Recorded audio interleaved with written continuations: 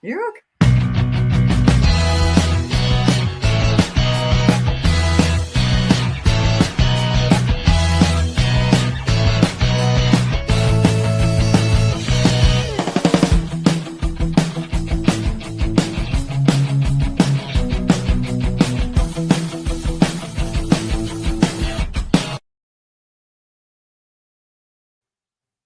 We're back. How you guys doing? Welcome to the Seekers Chronicles Paranormal Historians, where And there's Kimm. history Stop. meets the paranormal. Hey. So we lost Kimm. I think she's putting on her makeup something. I don't know what. No, stop. Oh my god. I don't I'm know. just She's trying to figure there. out. It keeps freezing. I may have to go to my bad camera instead of my good camera. But hey everyone, welcome. Hi, everybody. Yeah, welcome everybody. How you guys doing? How was your weekend? I know these ladies had a good weekend. I bailed out, whatever. But they're going to be talking about what they did this weekend, and we have great guests tonight, awesome guests. So I know you guys want to talk about your weekend, or you just want to go right into the show because your weekend is about the show. Well, first of all, how was your weekend, Anthony? Did you have a good weekend after all? Binge watched a bunch of different shows. I go. watched so many shows I couldn't tell you the names of the shows anymore. So I've been watching the what do you call it, the Seven Kingdoms, the Games of the Thrones. Yeah. I've been watching that. Sir Duncan, yeah. Yeah. Mm-hmm. Duncan I read Ball. the book. Oh gosh, I read the book. It was great. It was really. So I watched that. Nice. So that's pretty much my whole weekend. I really didn't do much. Today we dug out a car and my grandson stayed overnight. So we had an 18-month-old running around all night long. So, I mean, after he left, we passed out a little bit and then I'm on the show now. So if I don't have much energy, I know you ladies go talk a lot. So I can sit back and relax. Yeah. How many Red Bulls tonight, Anthony? No, I've been drinking these things. This is my third one right now. Oh, those are good. Yeah, my third one. I like the watermelon one. So yeah, that's what. Yeah, that's if I put this, can we use them as a sponsor or something? Yeah, Celsius. Can you sponsor Anthony? Every paranormal investigator needs to get through the night. No? Hey, how you doing? Hey, that and a cannoli. That's what you need. A power drink and a cannoli. Yep. All right, now we got to drink twice. We got to drink. We got to drink before the show starts. I'm on my 15th espresso, so everyone forgive me today. I'm a little wired. Espresso. Wired. I think Kim's wanted by the FBI something, or maybe ISIS something, because she keeps on covering her face. What you got? Water? Agua. Yeah. Vodka? No one will know. Yes. It's a glass of scotch. Are you kidding me? Vodka that big. They would know. If you had if that was full of vodka before the show's over, they would know. Well, not only that, but I don't know how I could ever take a sip of either of those straight and not do like a like the Kimm face. The let's not do that again face. Let's not do that again. Let's not. Let's not do that again. Yeah. Now you said cannolis. You're making us all. Yeah. So I think we should start the show because. Yeah, I agree. What happened to me? I'm all blurry now. Goodbye, Anthony. Oh, well, karma's a beast, so. Oh my goodness. Okay. As you I'm all blurry. Look, I take my glasses off and I can see myself clearly. Without my glasses, I can see myself. With my glasses are all blurry. Oh, this is wacky. It's a crazy night. Here by the minute. I know. Is there any hi, everyone. Something coming over Earth, Kimm, that's causing all these reactions to the. Well, no, not yet. But we are watching a hot spot on the sun right now that could be a huge solar storm coming in, but not yet. It hasn't exploded yet, so we'll keep watch. Really? No, I'm saying So I mean, we got snowstorms, solar storms. Hey, what's that? I What's know next? it's all related. It's all crazy up there right now. We were talking about the doomsday clock on the way down to our location this weekend. But let's talk about that. Yeah. So we went somewhere together. It was supposed to be all three of us, which is miraculous. But Kimm and I were together with our friend Stacy. Mm-hmm. And we had a road trip down to Yeah. an amazing location that we're going to talk Yeah. about tonight. Yeah, I mean, I wanted to go there because, I like those things too. So today is our first repeat guest. Yes. These are our very first in 69 episodes. Our very first repeat guest. Wasn't two of them on? This is like their third time on, isn't it? No. Yeah. Oh yeah, because we had them on. Yeah. We had like our documentary chat because. Well, I don't count that. friends I mean, our Yeah, featured Yeah. guest. yeah, and then there were. So this is like their third. They've been on the All show. right. more So than they're that. okay. So they're always on. Yeah. Yeah, so they Okay. get an they're SNL famous. hosting T-shirt. Yeah. They're Yeah. the gold star. Have it? They got their gold All star right right. now because their third appearance. So they're our favorites. Let's just say that. Okay. Yeah. So we also have another repeat guest. Our first other repeat guest. Yeah. Come on, you guys. You know what I mean. Repeat guest. Yes. So Kimm, why don't you tell everyone where we went? Oh my gosh. Okay. So I actually miraculously did not have to work this weekend because of the cold weather for the animals and the horses. Yay. So I had a free weekend, and who did I call up? My paranormal friends. I said, "Where are we going? Anything paranormal going on?" And they said, "Yes, we're going down to Convent Tattoo in Deptford, New Jersey for an investigation that our friends Gail and Kara were hosting. And Sophie is the building and the business owner and the gracious host of all of these haunted objects in this location." Okay. So let's bring in Yeah. Gail and Kara and Sophia. Hi guys, from 9 Lives Paranormal, we have Kara and Gail. Hello. And I want to just say that I want to talk about the Convent Tattoo and Body Piercing because it's America's most haunted tattoo studio, which is pretty cool. I agree. And We concur. and Yes, we do and they concur. put it on TV as well. I wanted to mention for fans of Ghost Nation, it was featured on that show. So welcome back, Sophia Westcott. Yeah. Yay. Guys, I'm glad to be here. Thank We you were for talking being before the here. show, and Sophia said, I asked her, "You at this tattoo parlor?" And she goes, "No, not by myself."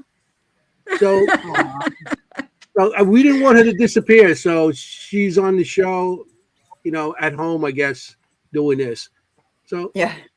this is going to be a great show. And as of course, I'm supposed to be there, and like I said, circumstances prevent me from being there. It's the solar flares from the sun, like Kimm Yeah, put the solar flares. They Yeah, sure. interfered Blame with the me. sun. Well, it Yeah. is technically the sun who's to blame, but it's not the sun. Yeah, Okay, yeah. Yeah, we'll say So- that. fair. So You guys had such a good weekend. So tell us some stuff that went on, or what?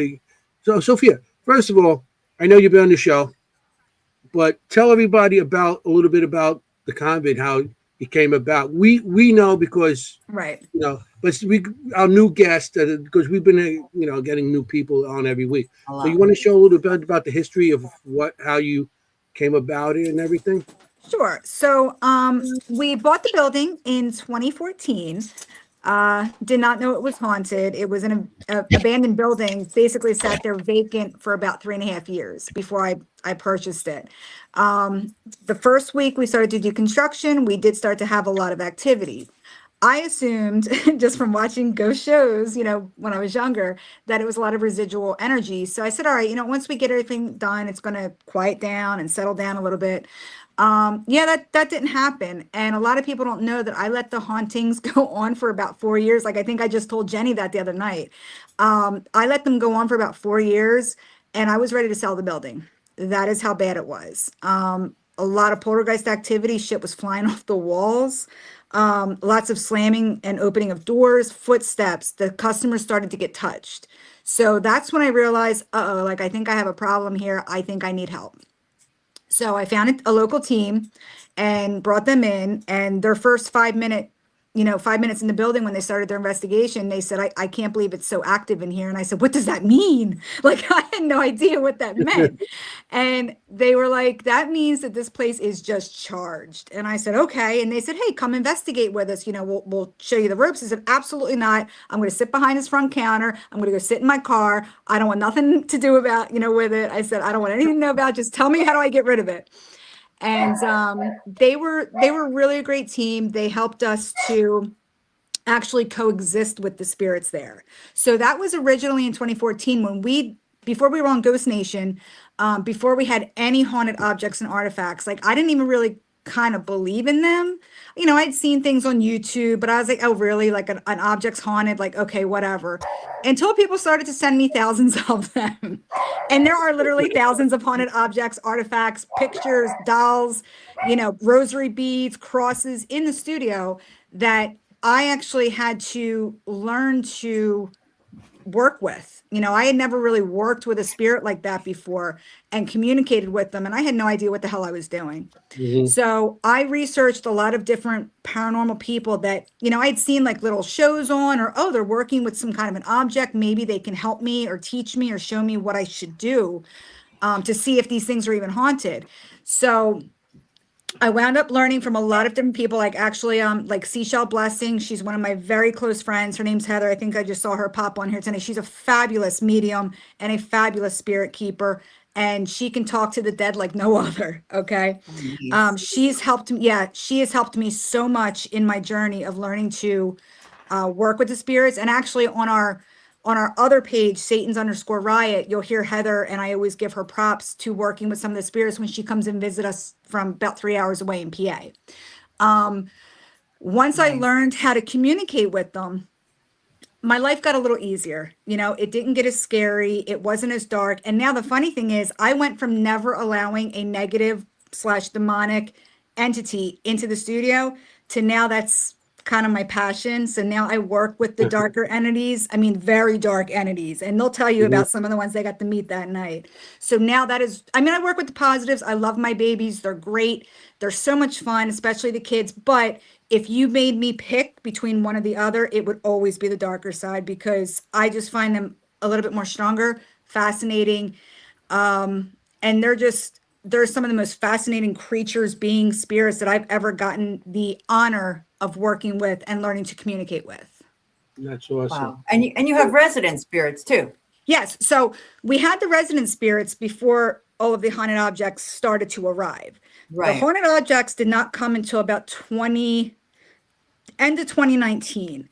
Okay. That's when we started to get boxed. After we were on Ghost Nation, like I was telling Jenny, I think what happened was, and I know Kara and Gail know too, I think that when people were stuck home with COVID, because Ghost Nation finished filming a week prior to the world shutting down.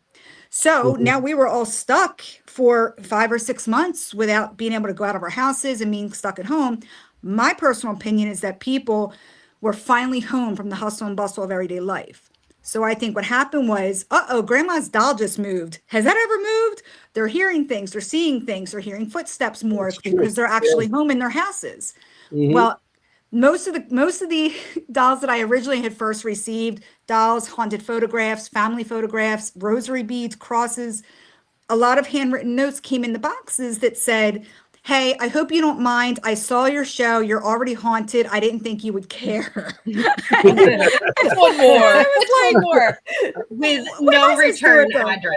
Yeah, and there was no return. You're right. There was no return address. And I'm like, oh God, what do I do with this? Like, is this It's even like real? gangs dropping off people at hospitals. Like, it's like really bad. And I would come in some days and I would tell them my whole front door, and they've been to my front door now, were filled with boxes.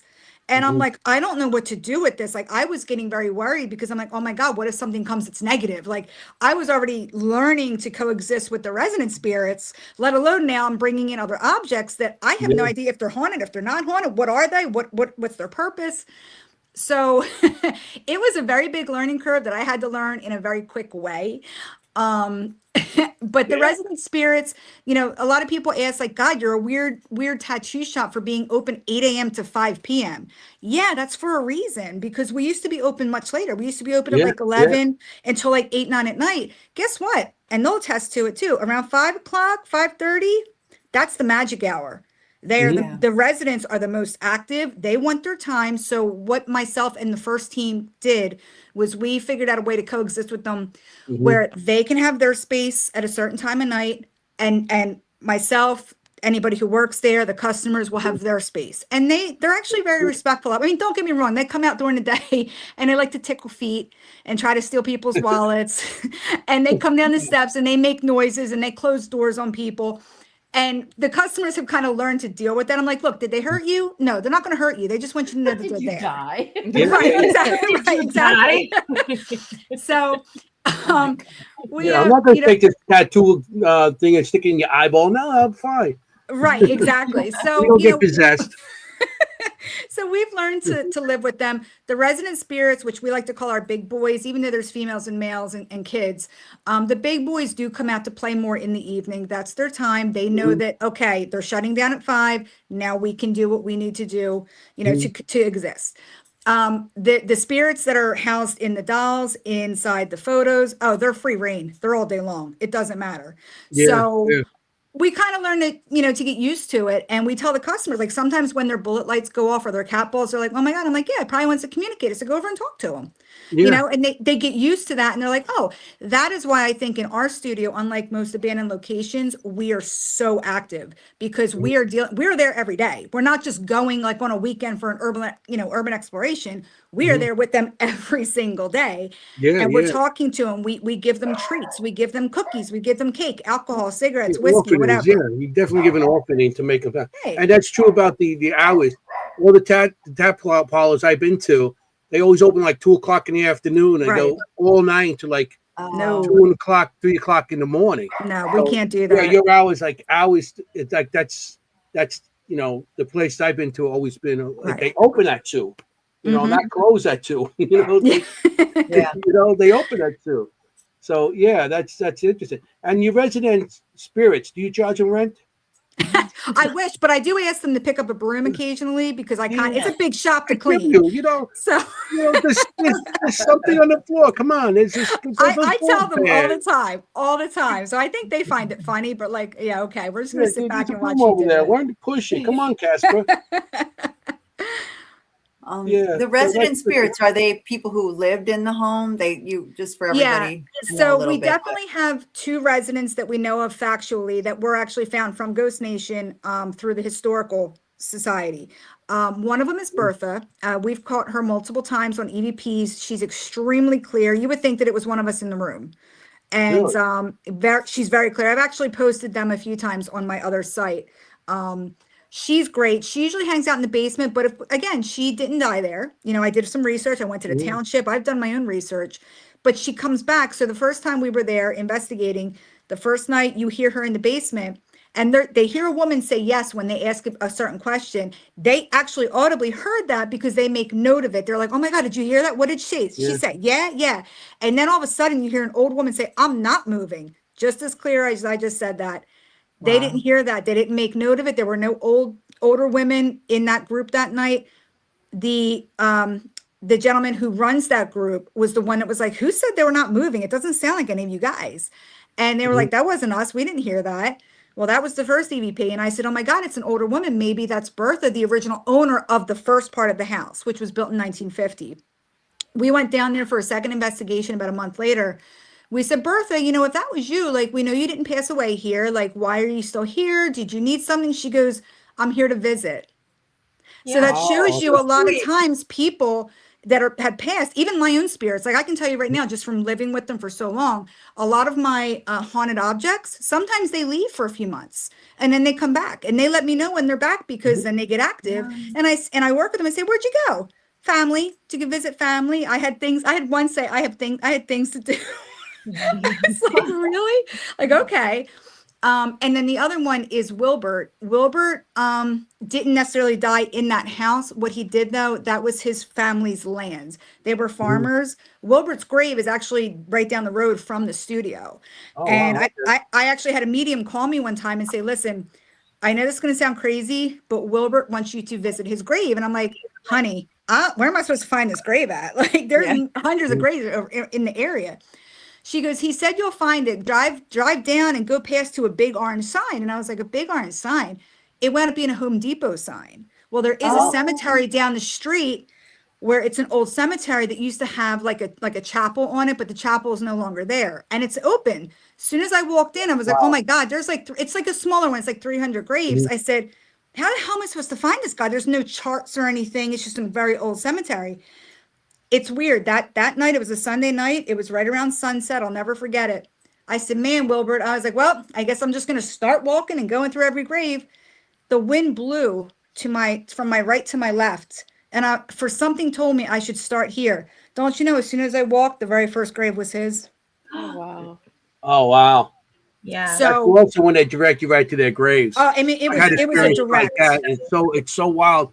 And you know, and you just go right there and it's like, oh wow! I couldn't believe it. I was floored. So I cleaned it off. I sat down on the grass with him for a few minutes and I talked and I said, well, I'm here. Thanks for watching the shop. Well, people have seen him physically, full body apparition. He looks like you or I. A lot of the customers have seen him. He walks the hallway. He is very protective of the building and me of some reason. I guess because I take care of his property. Very protective. We do have a bunch of other resident spirits, but we're still trying to pinpoint who they are, which is still making it difficult because we still get the same woman up in our upstairs kitchen all the time who we believe she was probably stabbed. Multiple investigators have gotten her and she comes through clear as day. She can be a little bit negative. I don't know if she's more of a neutral. I'm going to guess on the neutral side. But she still won't tell us her name. She says, my husband killed me. He comes through. So we don't know if it happened on that property. We're still trying to do investigations to see who we're dealing with. Yeah. And then we have another spirit that's very old, almost as old as like Mayan culture. She is also, for some reason, upstairs in the library. When Mary Jo was out, you can ask her about that experience. She goes, nope, I'm done. She was doing Estes. Mary Jo loved that place. Oh my God. Ask her about the woman in white. That's all you got to ask her. She'll remember.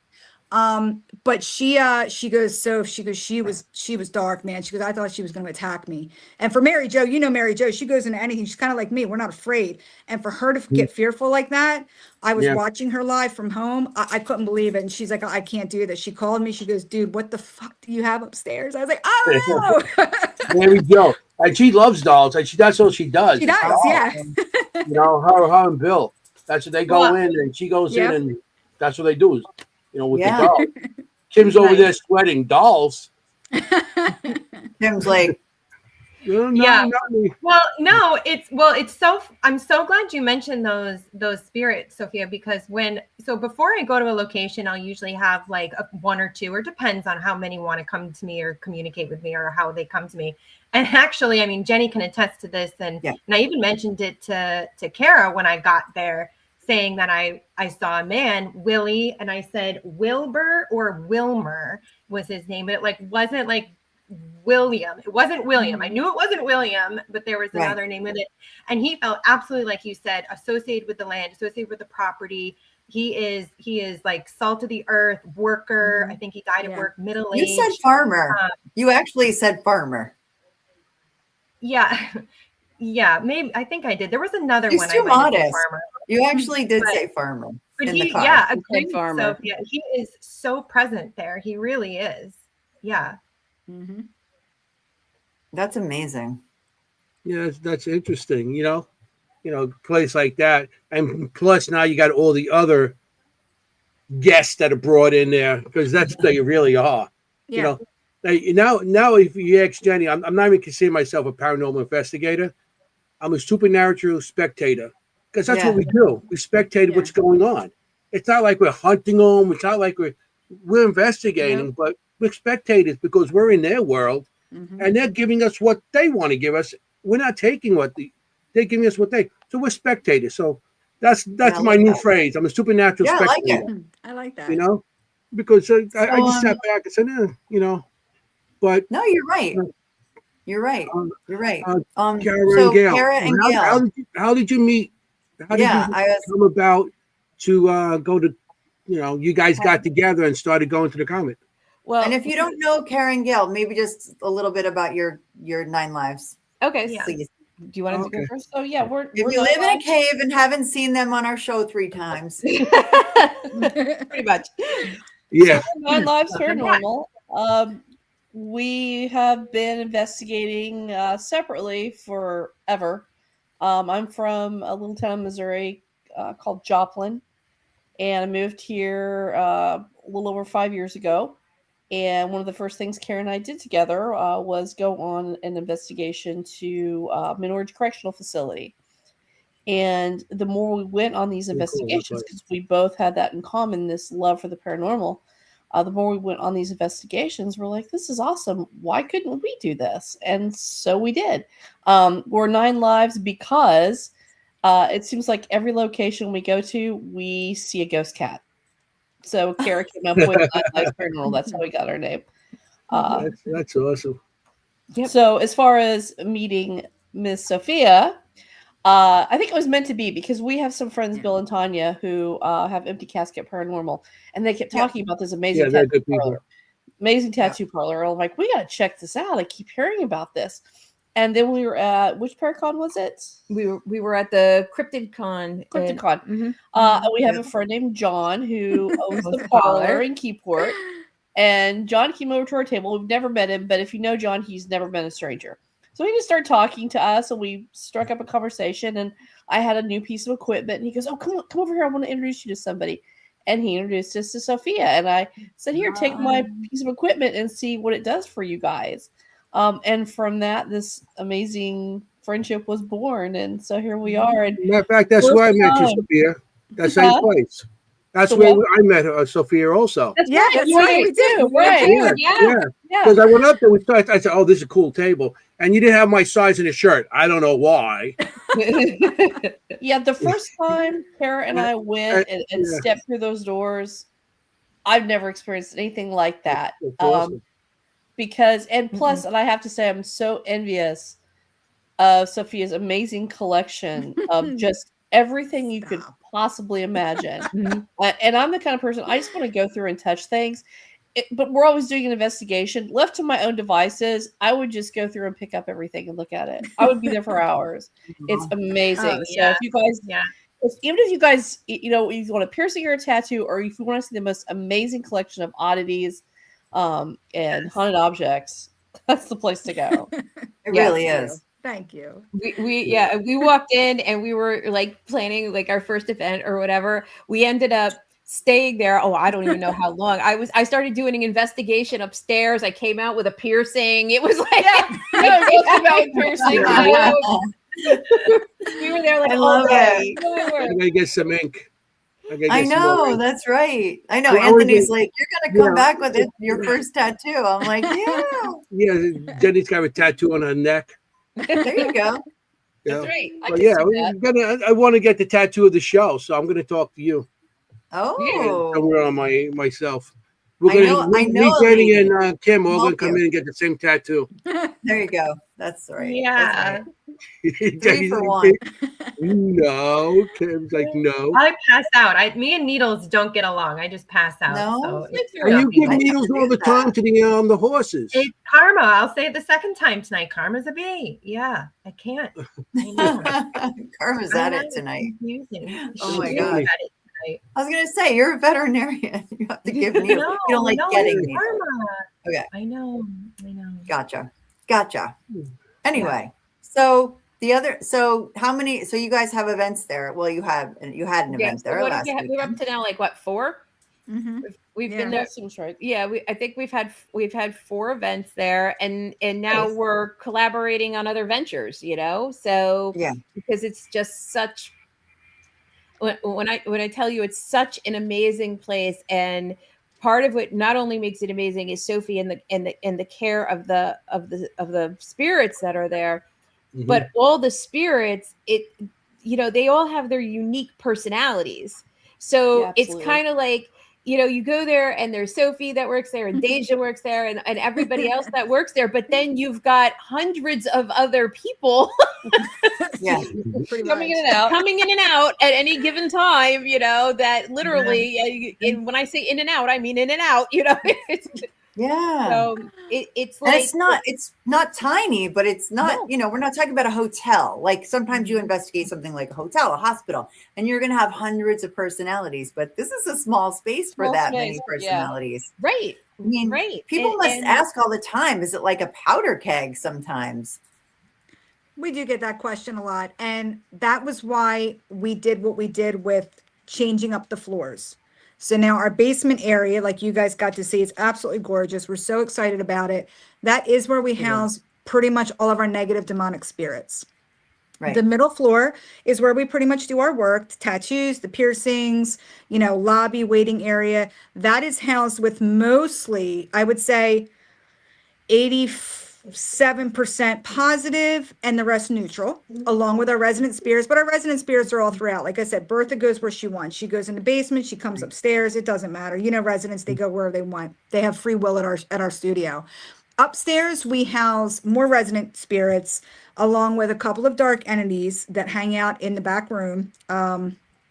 And a lot of the other haunted artifacts and objects, as well as in the kitchen where we have a lot of children that like to play in the bathroom. So we kind of separated it because I felt that the spirits, a lot of times too, when people don't work with haunted objects and artifacts, they don't understand. What I've learned to understand is that if you put a positive next to a negative, somebody's going to shut down. Either the positive will shut down or the negative. They do not want to be next to each other. And it's not fair to them. It would be like you sitting on the bus next to somebody you didn't like and we're like, oh my God, when am I going to get off this bus ride? So we did that purposely because we felt that all of the spirits needed their own space. Mhm. They needed to make friends where they wanted, and they know that they can have free reign. They can go in the basement if they want. They can go upstairs if they want. They're not stuck to those floors. They just have to understand, look, this is your space with your own kinds, and if you want to venture out, go for it. So we did that in order to make it not a powder keg, but it was a powder keg getting to be when we were working on the basement, because all of those negatives and demonics were in that back room before going upstairs. And let me tell you something, the energy in there was nuts. I was like, okay, we got to hurry this up. This is not getting good. You could feel the pressure. You could feel the tenseness. You could hear my other spirits were having a fit. I was like, all right, it's got to get done. So that's why we did that, to actually help everybody. That makes sense with the positive and negative. Mhm. Being an electrician, we know all about that. You put positive Right. and negative together, you're going to have a pop breaker, or you're just going to have a short. It's going to go out. So you cannot, even in real life, you put positive and negatives together, it's always something, nothing good that's going to come out of it.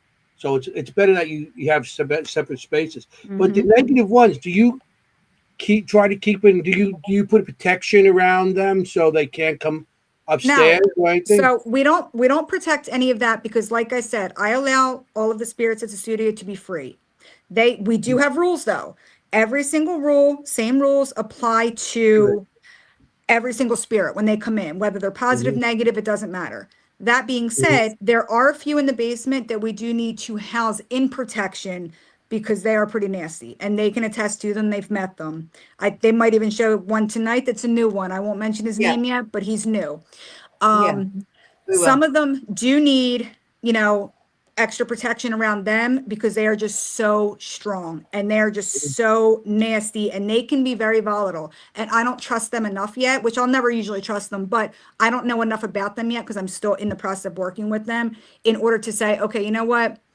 They settle down a little bit, or okay, they're going to be safe around other humans. Now, investigators, I have no problem with. I do get very nervous when people that are not investigators or it's their first time or they're newbies. I'm like, oh shit, here we go. So I tend to stay down there in order to protect them from what I know is down there. Other than that, though, we don't put protection spells because you know what? Again, I like them to be able to be themselves. I like them. And actually, I find sometimes the protection spells don't work. Not only that, they sometimes gain momentum when you try to put a spell on them and they're not going by that spell, because a spell can be anything that you put on it. It could be what is your faith, what is your religion, What did you use? Did you use holy water? Right. Did you use black salt? It doesn't matter. You never know what that one spirit particular is going to require. That's why I do no protection spells on them, because then it becomes a powder keg. And I've seen it happen. That's the only reason we do not pray in our building. See, spells, you put protection spell, depending how strong the spirit is also, and how old the spirit is. The older the spirit is, the more powerful it gets. So you could be putting spells on stuff that, protection and something like that.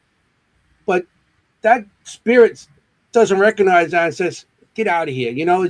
That's nothing to me. And they're going to do what they're going to do. The spirit for them you put the protection, they got to feel that this thing is going to affect them. But if they feel they're strong enough that's not going to affect them, they're going to be more powerful than ever.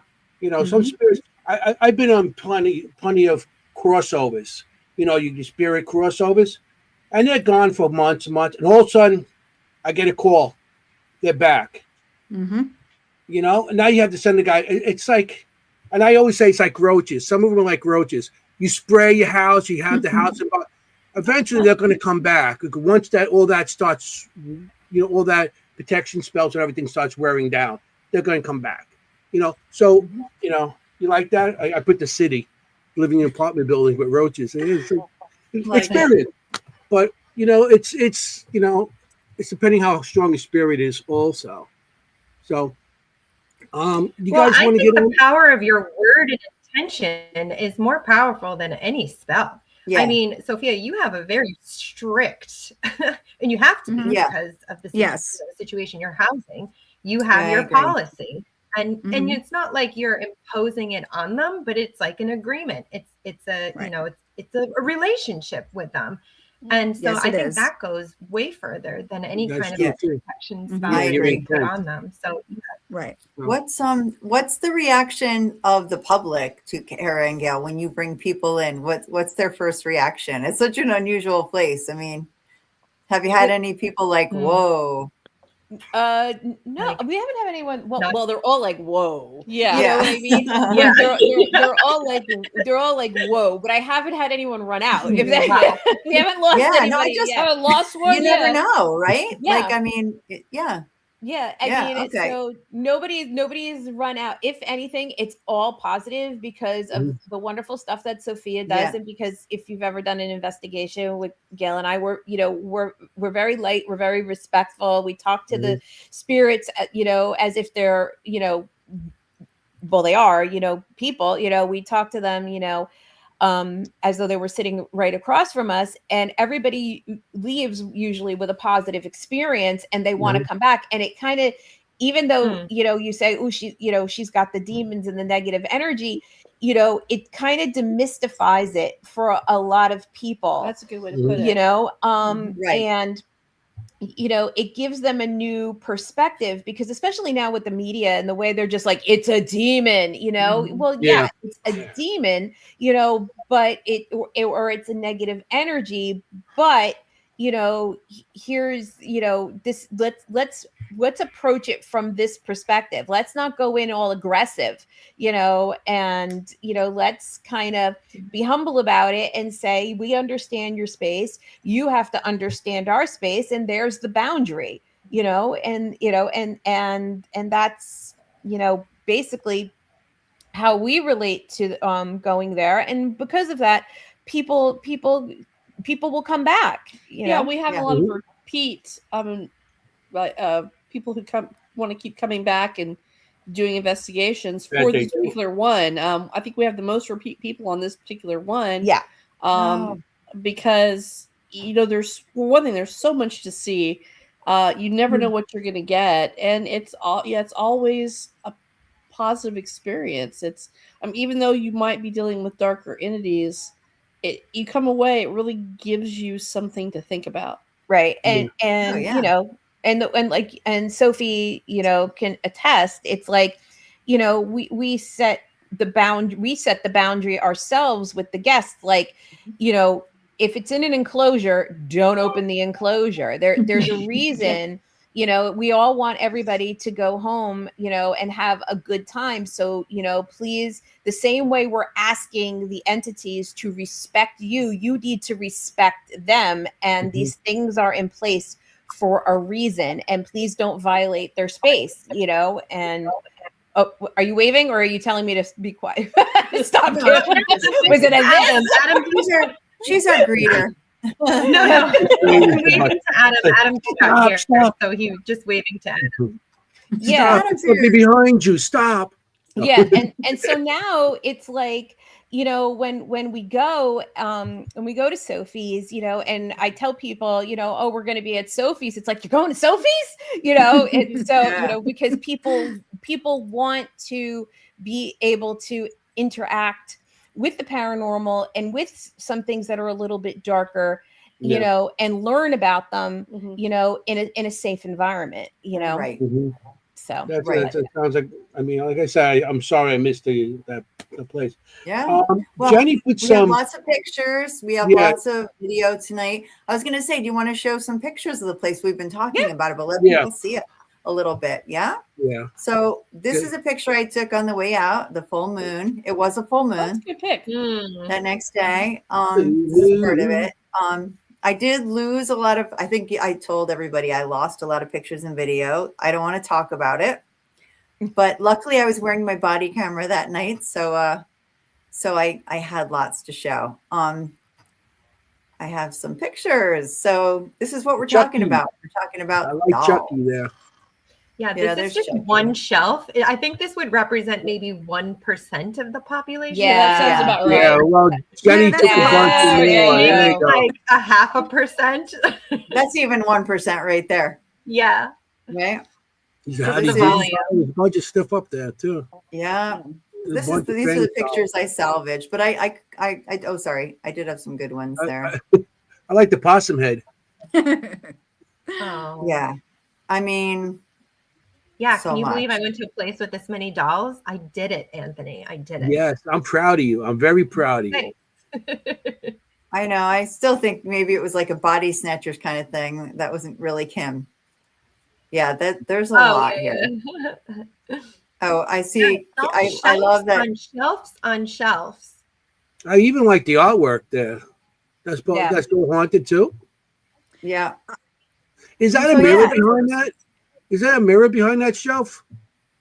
The one with the gold frame? Yeah.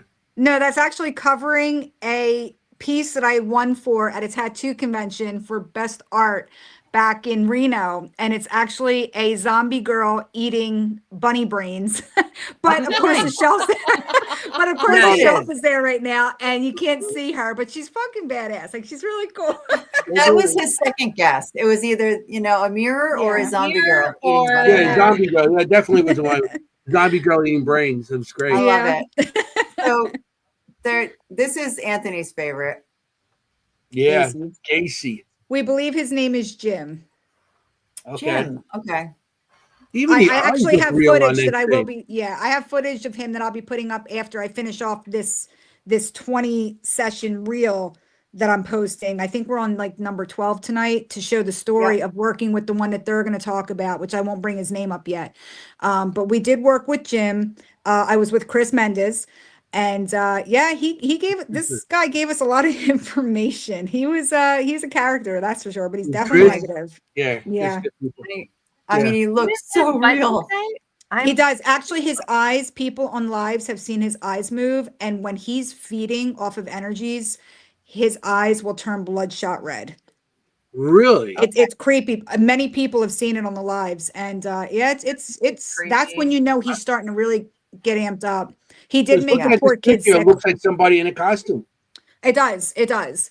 The sculptor was phenomenal. He had him for about 10 years. That statue right there is signed by Gacy's lawyer, Gacy's best friend, and the detective that went into the crawl space. Of course, it's not signed by Gacy because Gacy had passed at the time. My thoughts were, the sculptor had this doll and he called me. He goes, look, I've had it for 10 years. I love this thing. It was one of my first, masterpieces. He goes, I can't keep it. My cats are starting to act really weird near it. He says, my wife is passing it going, there's something wrong with this. And they both love it. They actually collect murderabilia as well. And he goes, I can't keep this thing in my house, I don't think. So he brought it to me and I was like, oh, he'll just be a cool showpiece in the basement. I'll work with it, see if anything got attached to it. Because he would take it to horror cons and different shows when he would place it up with his stuff. So something definitely attached. And I did ask it. I said, did you just recently attach to this? And he did say yes. Is there a real skull in there or something? No, that's just the way he sculpted it, but it is life size. And the costume matches Wow. the Gacy with the 33 stripes. If any of you don't know, 33 stripes were his victims. So every time you saw Gacy or the Pogo the Clown paintings, we have a few in the shop from Gacy himself that are originals. 33 stripes were his 33 victims. Wow. Wow. Yeah, but those eyes, they look like glass, like if you Yes, get a they glass do. eye. Yes, look they like, do. like Something a real eye. that's why I'm asking. There's a skull or something in there because No, those look like eyes they put in those like taxidermy They are heads that they hang on the wall, deers and stuff. and his teeth are pretty Right. gross too. Yeah, yeah. It Yeah. looks so real. Like Choice you for real. his I don't know. You turn creation. around every time you walk down there, like someone's right there. Like Yeah, I know. I can imagine. Well, I originally put him down there as a jump Yeah. scare because we don't jump scare in that Yeah, shop. no, We're not like a it's haunted a beautiful house. piece. But he's It's he's absolutely gorgeous and beautiful. he's a perfect addition and he's inhabited. So all I didn't. right, 305. I didn't Okay, see I him know at it's all. creepy. When you guys get here from Miami, you'll have to come meet him. Oh my gosh, Yeah. you have to go. Oh, Yeah. they have to go. It's one of a kind. Where is this one in the shop? I don't remember seeing In the it. basement. On the bottom floor, on the Yeah, basement. in the corner. Yeah. Nope. I don't know how you Didn't miss see him. You just Wow. missed it completely. I mean, it's like Wow. okay. Oh. Well, there's a lot Remember to where look the at. goats So are? If you're looking there at is a the lot to goats, look it's at. straight ahead. yeah. Yeah, I mean, yeah. Oh, Wow. So let's see I what else we was got here. very focused on the goats. Yeah, I was very focused on the goats. Yeah. Looks wild. This This was is that the tipping basement. table. That's the seance table that Bill and Tanya from Empty Casket Paranormal donated to the studio Okay. because they thought that it was great for us to have a seance table. And we did actually put a portal mirror above it so that this way it's directly. It's gorgeous. Oh, Yeah. that's wild. That's a it is great really That's my idea. favorite thing in the Mhm. whole place Yeah. is that mirror. I Yeah. love it. I A love it. portal mirror Love it. above a seance table is a really that's a great idea. Mhm. And Yeah. they're so great. I Yeah, mean, they did that a might have been in live the past. report People on have done that. that, but it's the first time I'm seeing it. Isn't it Actually, beautiful? Oh, the design of that came from our friends at the parlor, John and his wonderful partner, Rick, who helped me design a lot of the darkness down there and gave me mock-ups, and they were so excited to help. So thank you, Rick, if you're watching, for giving Yeah. us that idea because it came out phenomenal. Great, Yeah, it great, really did. great job, Rick. stunning, Wow. stunning. All right, You know- let's go through. I think this is this. So this is actually where you work a little bit. This is Kimm running out. Hey, I did have to leave at one point. I did have to excuse myself at one point, which is fine. And so, yeah, that did happen.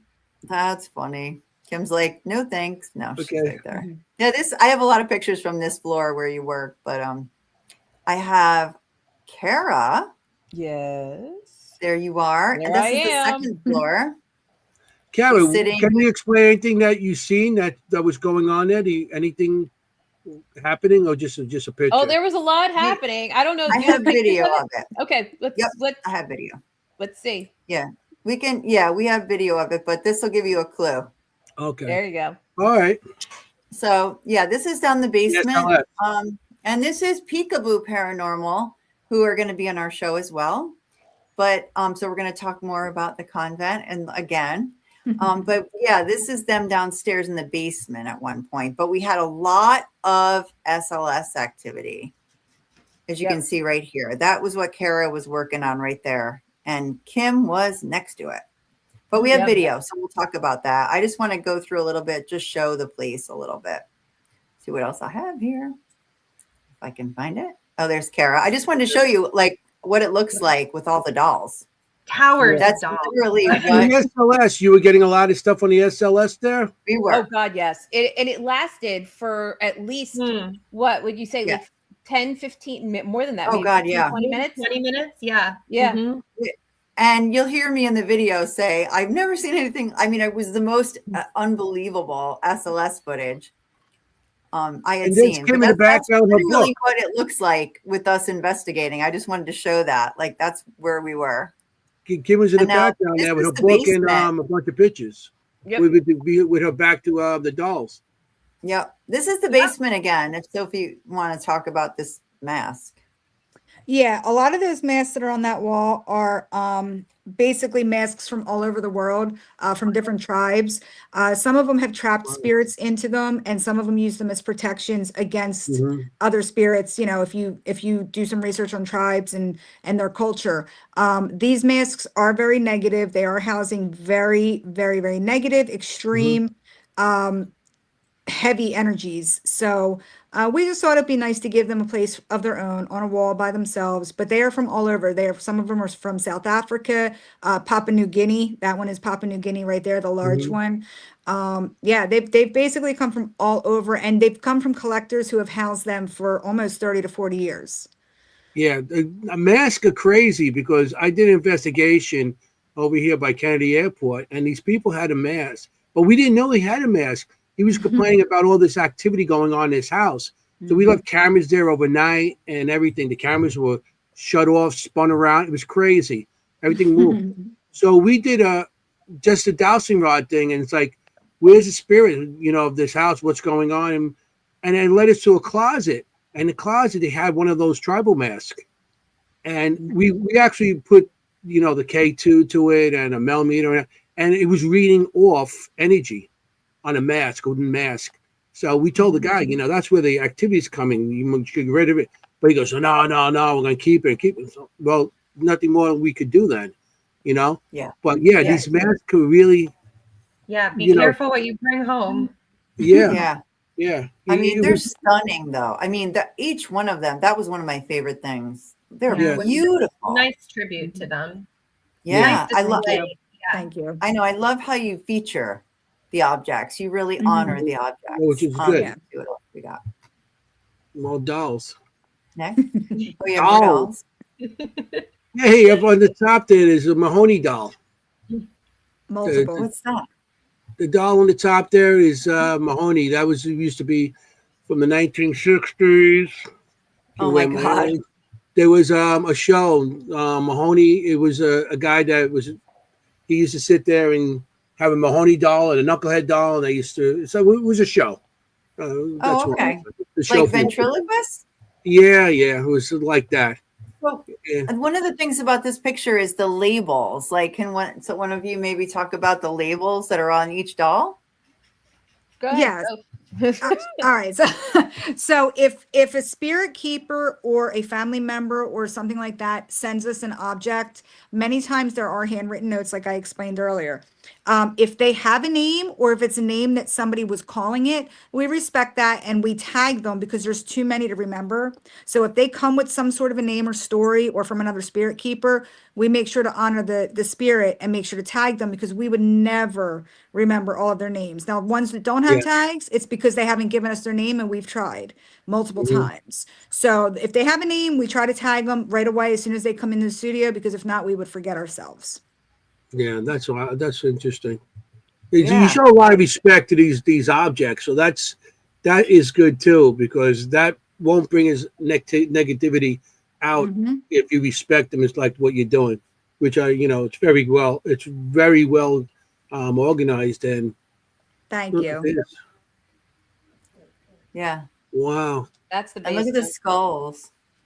That skull in there, is that a tribal skull with carvings yes, it on is. it? Yep, it is a Tibetan Kapala. We have, I think that's our third one that we have now. That one was originally made for protection. So it actually has demons and snakes actually inlaid, embedded and carved into it. Yeah.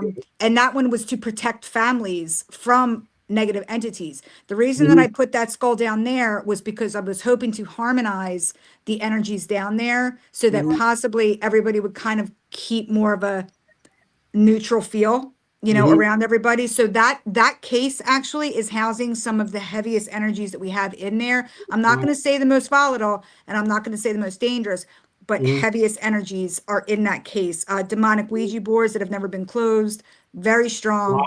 You know, so that's why we wanted to house them, just to protect those objects, because a lot of them are smaller, but they're some of the mightiest.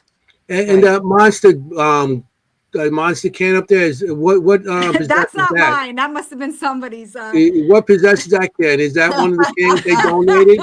Want the monster drink? Not mine. I wouldn't have put it on the case. I wouldn't have done that. Exactly, but Yeah. some people aren't thinking Anyway. when they're down there. Yeah, it's all good. Anyway, so those are some of the pictures that I retrieved after Nice. losing a lot. Oh, so many of my good ones, but at least that gives you guys an idea of like Mhm. how, like when we say a lot, like that picture of Kara, you are surrounded. I love that picture of you. Like you're on the Yeah. floor surrounded. Every inch is covered. And you don't just have objects and dolls. I mean, you have like you said, you have human remains, you have animal remains, you have taxidermy. Mhm. What Yeah, else? we have, Do you have- oh God, the 9, well, besides the 9 human skeletons, which they're our favorites. You know, I 9 just love human those. skeletons. Yeah. 9 human skeletons, multiple real human skulls. But we also have a lot of haunted photos. And pretty much all of the crosses, when you walk into the basement, people don't know this. They just think they were for decor. All of the crosses, when you start to walk down before you get to the lower landing, they're all haunted and they're all negative. So we put them there because I felt that that would be a special place for them, that they could feel like they're a part of the basement, but also so that they were staying away from the positives upstairs. Right. Yeah, Right. that's interesting how everything is. You know, I like the way the play. Like I said, I'm sorry I didn't go, but you know, maybe I'll make it down there during the week sometime. Show up and get some ink, and then walk around. I got to do that sometime. But Yeah. Jennie has a bunch of also videos. Yeah. You guys. I mean, you guys could comment on her videos also. You know, you guys were there. Yeah. You know, I mean, because We I don't want to can run out of time. We're almost 9:00. We got like an hour left. Let's get the I video. know, and I really want to focus because I know you've been here before. I really want to focus on the new stuff, right? Like what's going on in the basement, right? Your Right. new friend. You know, that's something new to talk about. And we spent a lot of time on that, right? When we were Mhm. there. He'll keep on Um, going. But I want to start upstairs, I think, because we really did have a super interesting time with Kimm. I don't know. You want to talk about what happened with you sitting on the floor and the energy that we Well, I don't experienced know if there? I would be a very good person to talk about it because I didn't actually see what was happening other than what I was feeling Fair. myself. But I actually Fair. never even saw the SLS because it was on me the whole time. But Yeah. I mean, I was sitting down and connecting in, and what felt like an entity came to my left, and it was I didn't see it on the screen, but you guys confirmed that something was showing up on the left, and then we started to interact with it. So when we have the SLS, we start kind of seeing if the entity will start beginning to interact with you. Just also, it can kind of help to be like, is that me? Is that them? Like, where are we at here on the SLS? Because it can have a lot of false readings. So Yeah. started to interact with it. Then it started to get closer to me, snuggling in. Yeah. And then we had another entity come in on the other side at another point. So yeah, it was really interesting.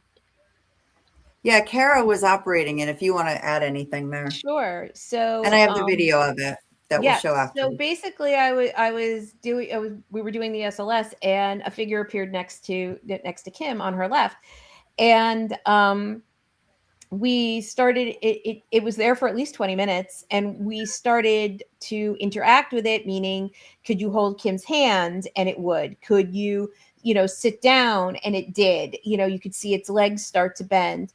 And it started moving its hand, excuse me, up Kimm's arm, and just Kimm would say, "I'm starting to feel tingly up on my bicep," and that's exactly where on the camera that it was touching, That's and cool. things were just they were very on point. Then Jennie goes, "Well, I want to go sit over there." So she goes and sit over there, Yeah. and it actually started to creep up against against Squish Kimm. between us. It was squished so between funny. it, and it started to move over closer and closer and closer to Kimm.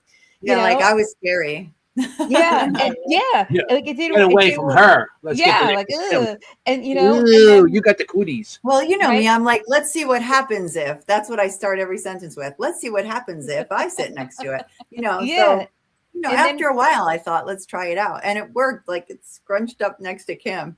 yeah, Well- and then it was like, oh, okay, and then we started to be like, okay, well, rather than use like the EMF detector or some of the devices for yes or no, we were like, well, can you raise your hands if it's yes? Can you Yeah. if you say yes, could you raise your hands? And we started getting some responses that like they were, yeah, oh, hands are up. We were like, ask another one. Like raise both hands, like everything we said. Yeah. It was Yeah, everything we exactly. asked. It was That's wild. it blew I've me away. never had that for that long Yeah. on an SOS. Like No. we didn't need any other kind of communication. Like we were literally having a conversation through the SLS, through the movements. It was incredible. Yep. Yeah, But, I've never had that happen either. We talked a lot about negative and positive and neutral. And I was like, I didn't really feel that this was a negative entity. I didn't really feel any of that kind of bad vibe with it. No. Some people are like, oh, don't let it get close to you. But I have felt that where they're trying to come into you or on you, where they'll be behind you. And this was literally just it, like you said, Sophie, like kind of neutral. It felt pretty neutral. It was just interacting, curious, being there. Sometimes on the SLS, they'll show up as like kind of twitchy. And like from what your descriptions were, this one just looked chill. Like it was just kind of there. Yeah. Maybe. I didn't see it. I haven't seen it, so I'm excited. Well, you're about to see it right now. Well, guess what? Tonight, featuring premiering. So, as usual, StreamYard, you're going to want to turn it up if you want to hear it, but this is mostly a visual video. So, we have good two point. videos of this. So, here's the first one. Let's go. Figures on my left. Yeah. Yes. Standing. Yes. Tall. Yes. Is that Michael? He feels a little religious. I also want to say farmer. Could be. Come over here and see this. Friendly. Okay. Are you friendlies?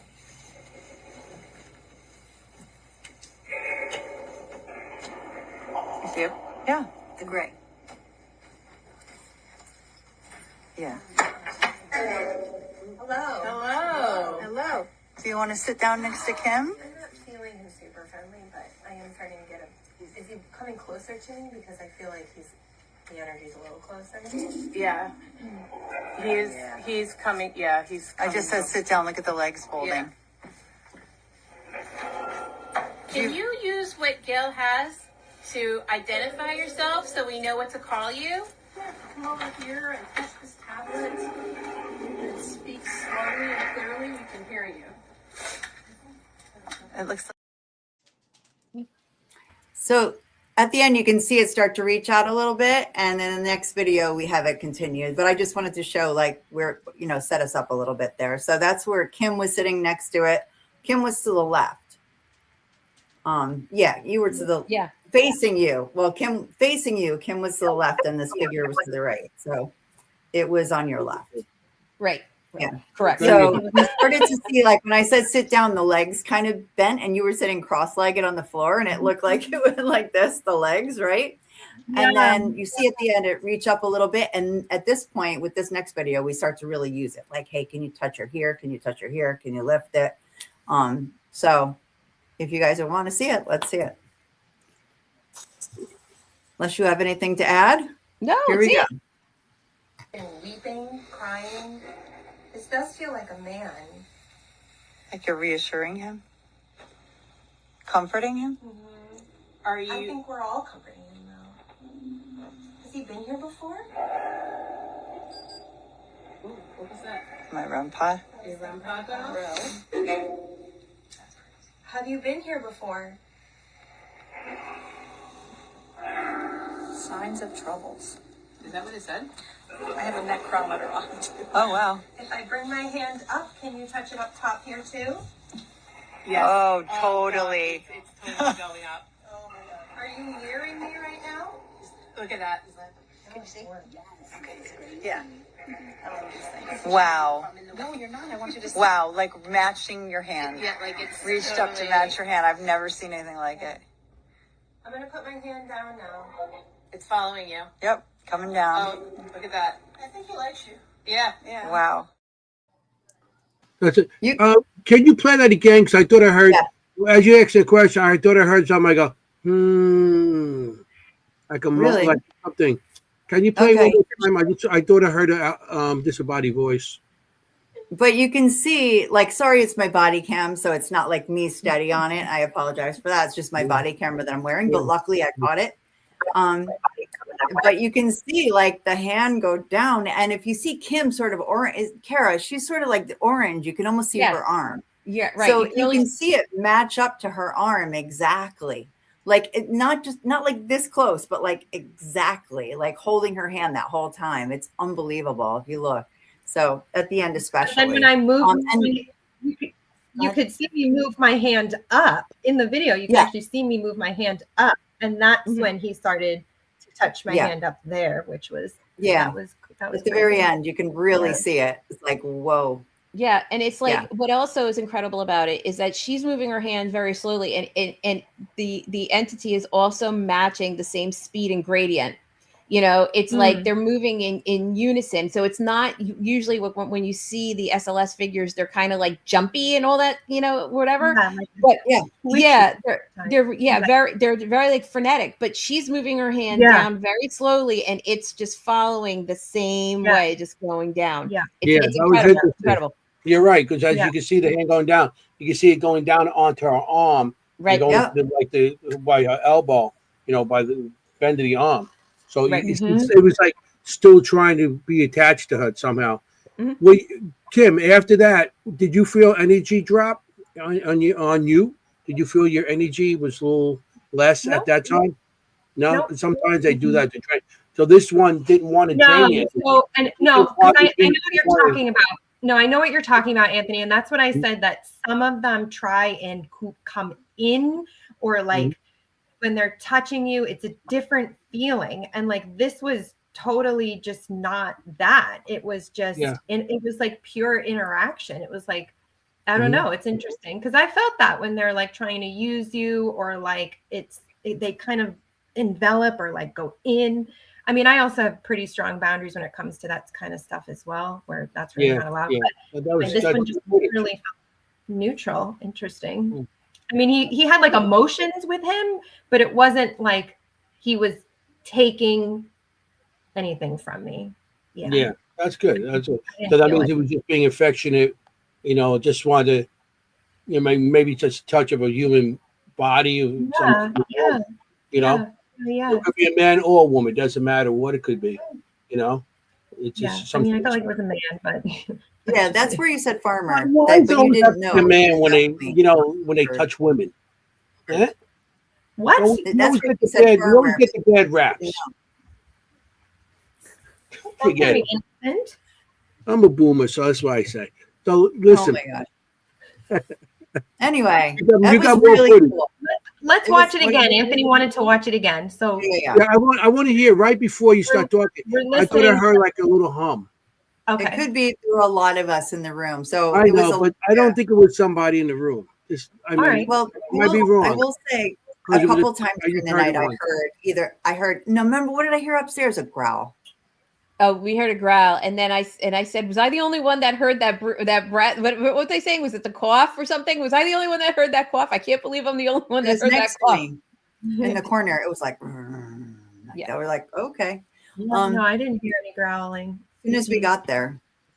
Okay, let's show it again, and then we will have another piece of evidence from up here, and then go move to the basement. We have a lot more to Great. see. So here we go. Yeah. Weeping, crying. This does feel like a man. Like you're reassuring him, comforting him.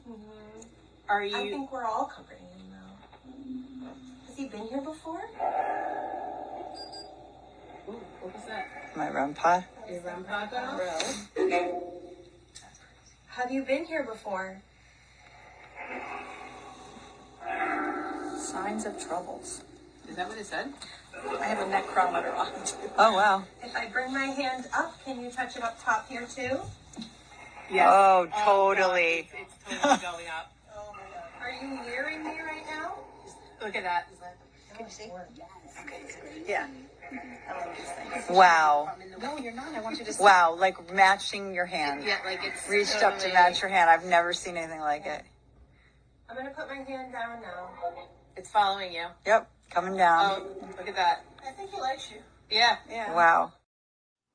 Yeah, I heard it again, and I That's- heard then afterwards too was like a minute and change. I heard, "You can't see me." Really? Wow. I heard at the beginning. It's more towards the beginning before you start talking. As you're talking here, and then as you're going into it, it's like a minute.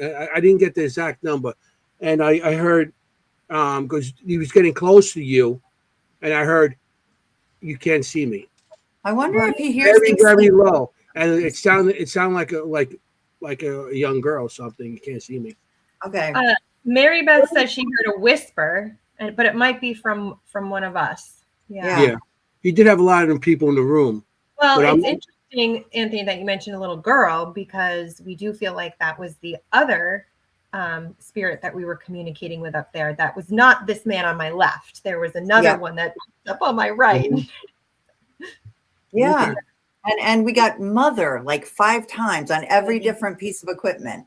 It wasn't just one a piece of equipment, like totally different things, like the Uno, right? Like an obelisk type thing, or like a, whatever, people's phones on whatever. It was all saying mother, mother, mother. Yeah, like I said, I heard "You can't see me," but very very low. I'll listen. I'll listen again, because typically you know me, guys. I hear that stuff. It was like a minute 2, something like that into it. Okay. What was it? Well, Was anyway, that- you can see Kim's what was orange it? arm, and you can see that thing go right. I mean, exactly with it. And we said, put both hands up. Both hands went up. It was right on the money. So Mhm. pretty cool, Sophie. Pretty cool. Good. Have you had a lot of people have that? Oh, we catch some figures. I'll tell you, it's crazy, and a lot of, again, very clear EVPs up in that room. Yeah. Well, that's and what that we're was gonna do actually that was the first room that it all started. Really? The library. That's where all of the activity, for me anyway, started before I realized the whole building was active. Yeah, that's So- interesting. I have another video from up there that I wrestled with, and Kim and I wrestled with for hours. We wrestled a lot with this because this is an EVP, and it's so clear that we were like, nah, like we just didn't believe it. Those EVPs, like you say, that are just so clear that you just have to really question yourself. So I zoomed in on everybody's face, and I made sure nobody was talking, kind of thing. And then I remembered I put out 2 digital recorders. So I went back and listened to both of them, and this doesn't appear on those recordings. Everybody else talking around it before and after, but this doesn't appear. And then I was really intrigued. So, the jury's out, but I think this is a good one. We have 2 people in the back left, and one of the girls waves, right? Like waves, you'll see like her arm go up and she waves, puts it down, and then's just staring forward. And about 4 seconds later, you hear, hi. And we thought it was her, like, hi. But then I realized she waves, then she stops. And then she looks forward, and then it says hi. Almost like response, right? Like, oh, hi.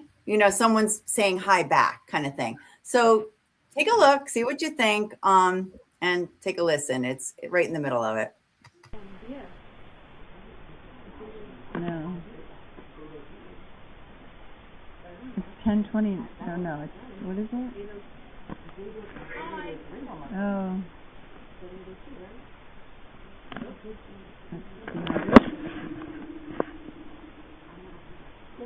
That one is a field though.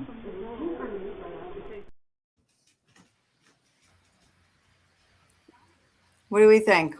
Play it again. Very clearly hear hi. It Yeah. sounds too Oh, far away.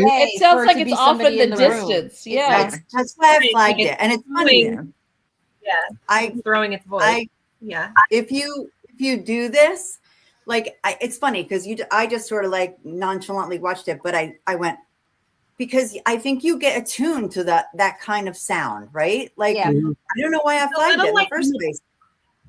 They sound like a little metallic almost, like they're Yes. kind of Yeah. monotone and they're a little metallic almost when it's Yeah. like an EVP. And I agree, Jenny, that definitely it has the sound of an EVP. We just needed to figure out if the girl who was waving said hi as she was waving. Well, Yeah. I Makes actually sense. asked them today because I sent it to them and I said, hey, Thank you. did any of you guys say hello? And they said, when? And I said, Oh, okay. when you guys were upstairs, because I sent them up there to learn because they're newer employees. So I wanted them to know what it's like to do investigations. And I want them to learn from different investigators besides just myself. And I said, who said hi? They said, hi. Like they kind of like looked at me like, what are you talking about? It was 10:30 at night. Who are we saying hi to? Everybody was there.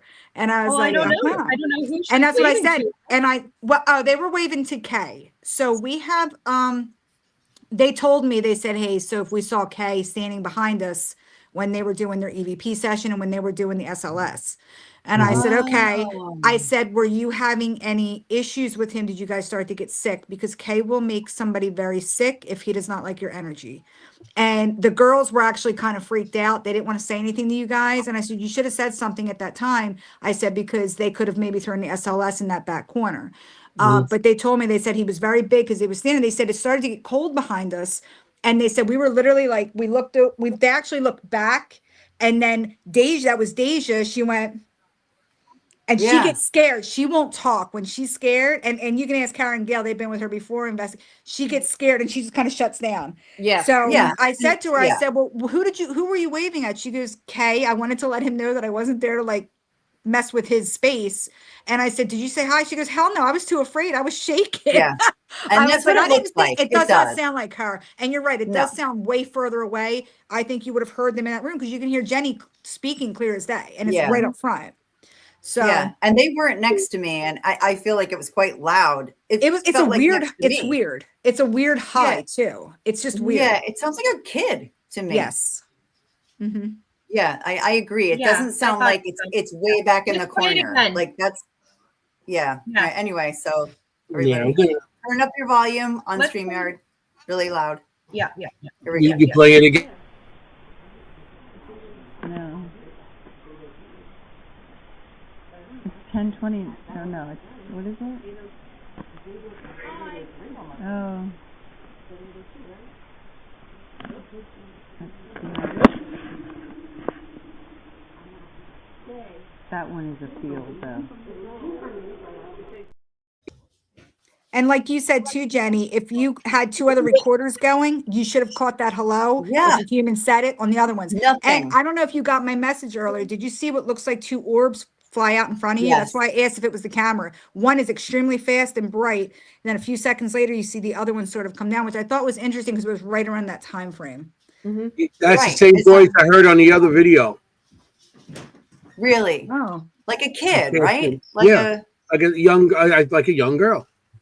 I think it sounds like a kid, and That I it doesn't can't see me or match she the can't see distance me. for them. I think it's I mean, I think it's good. I think it's was excellent. absolutely determined that it wouldn't be, but now I'm really on the other side. And They None weren't of on. us- They weren't on the other quarters.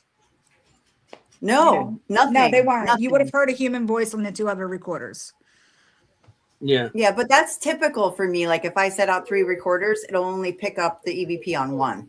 Right. Yeah, that's what happens a lot of times too. When you got about 2 or 3 recorders in your hand, and Yep. only one will pick it up, the other 2 won't. It's Yep. because that's the one piece of tool that they associate with, and they know that their voice could get picked up on it. So Right. And one of them was closer to them. It was on the shelf behind you, Kara. Like on Yes. yeah. So no way. that was interesting. Yeah. That That was a good one. was loud enough. It would have picked up. Right. So there you go. That's upstairs, but we didn't even start with the downstairs and we got 40 minutes. So let's go. So downstairs is where you want to just remind everybody that that's where you keep your more negative. All the negative and demonics live in the basement. They live in the basement, They which live in the makes sense, basement. just like they like it. Yeah. Hey, you know what's basement funny? well. Before they were down there, we used to get EVPs all the time that said the darkness. We want to go to the basement. They would say basement darkness. Wow. I've been with a lot of paranormal groups where we've all sat out and got that on every single investigation. It's like, all right, you guys are going in the basement. I think that's where you want to be, and that's where you'll go if that's what you want. Because they like the darkness. They're negatives. They want Right. dark. And they don't Yeah. want to be bothered as much with people on a daily basis. Right. Fair. I want to be down in that spot. I was going to say that Anthony's a negative. You're kidding? I'm a negative. I don't want to deal with people. Well, it was makes funny sense. because when we were upstairs and we started being like, oh, we're going to go down into the basement next. Is there anything that we should know or whatever? And a bunch of the tools started going off and responding when we started just talking about the basement. Yeah, you would have got EVP. Bring Anthony. Yeah, exactly. So, okay, now's the time. We're just going to show video of your new friend if you're willing to speak about it online. If not, that's okay. No, that's fine. Okay. All right. You want to tell us a little about it and then we can show the video? Sure. So we received a new vessel in probably about, I guess, maybe like 3 weeks now.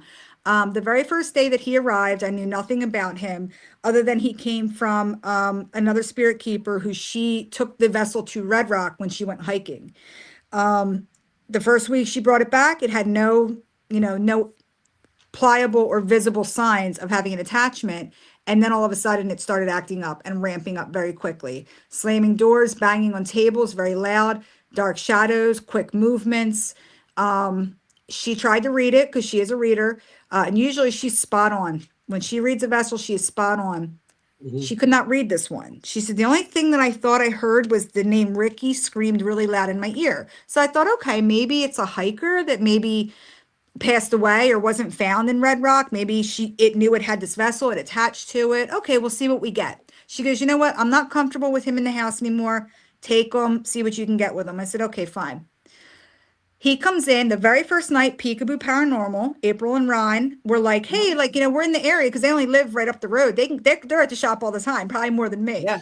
And I said, yeah, guys, I said, come on up. I said, actually, I just got a new one. Maybe we'll work together because I'm kind of showing them some different techniques because they're a newer group, but they've been doing it for a while on how to work with haunted objects rather than just the buildings and the locations alone. And a lot of investigators don't know how to do that, which is mind boggling, but it's a good learning experience. Come to the convent, we'll teach you. So Yeah. we're down there with him. It was the very first day I opened him. Now, normally I never work with an object for about 2 to 3 weeks when they come in. I unbox them, I welcome them, I give them the rules, I introduce myself and all of the staff, I give them a bullet light, I light a white candle, and I let them be. Sometimes I can tell if something's going to be very active because if it starts setting off any lights, any activity, any bullet lights, any cat balls, any flashlights, all right, now we have something here. We decided to take it into the basement. I gave Ron and April a little synopsis on what I had heard and from the other keeper. So we just started to work with it. So like I said, on Satan's_Riot, which is the site that we run for all of our hauntings, us working with the vessels, anything we capture, shadow figures, SLS, you name it. We put it up there. Gail and Kara have been on there with some of their stuff. We sat it down on the seance table and I said, all right, let's work with it. Now, we didn't give it a flashlight at first. And the first thing I started with, hey, it's nice to meet you. Thanks for coming to the convent. Hopefully you're happy here. Can you tell us a little bit about yourself? I heard your name is Ricky.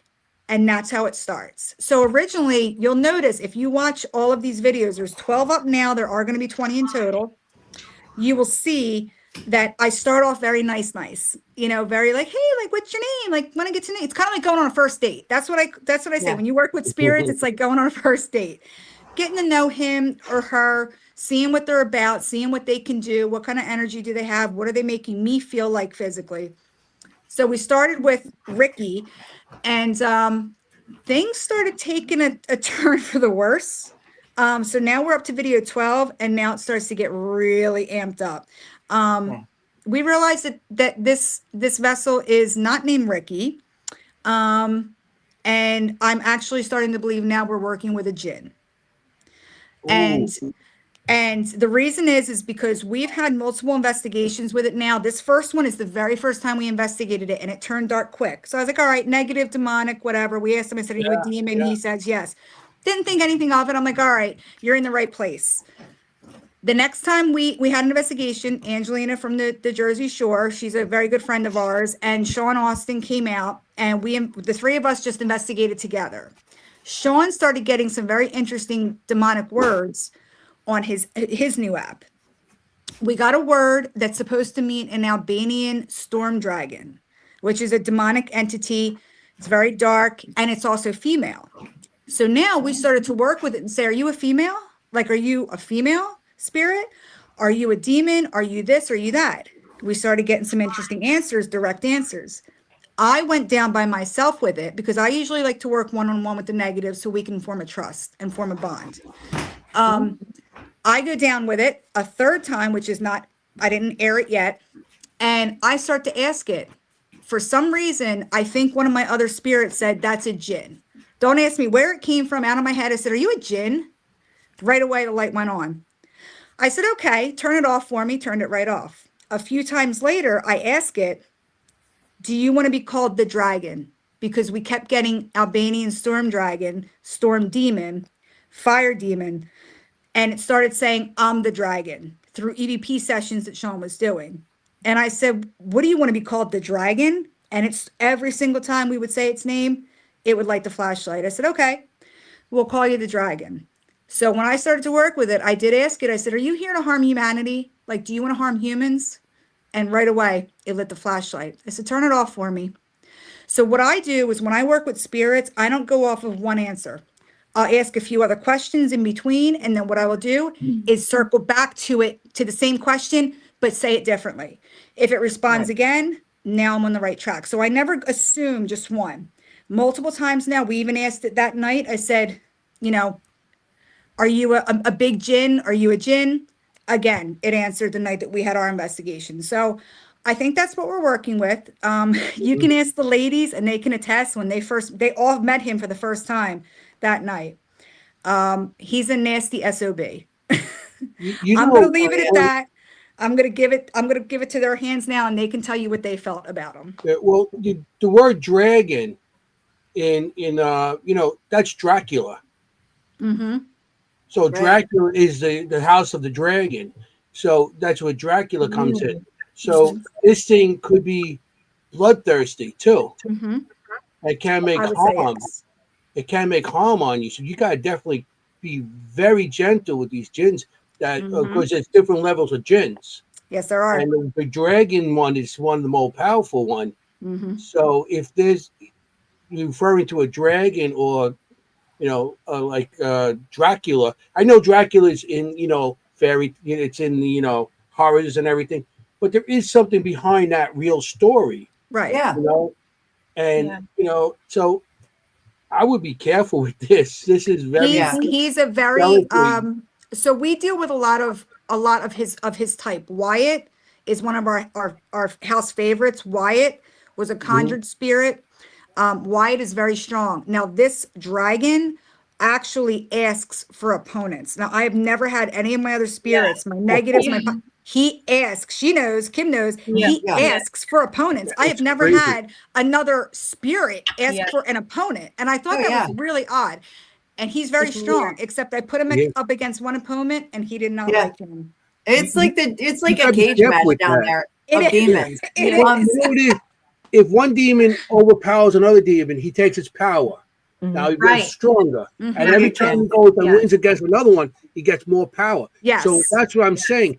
This is a bloodthirsty demon. So yes, he wants to have power, and he's going to keep on attacking everything to get stronger and stronger and stronger. That's why you gotta be careful with this thing. I mean, I would get it blast and put in a glass or somewhere. Oh, he is.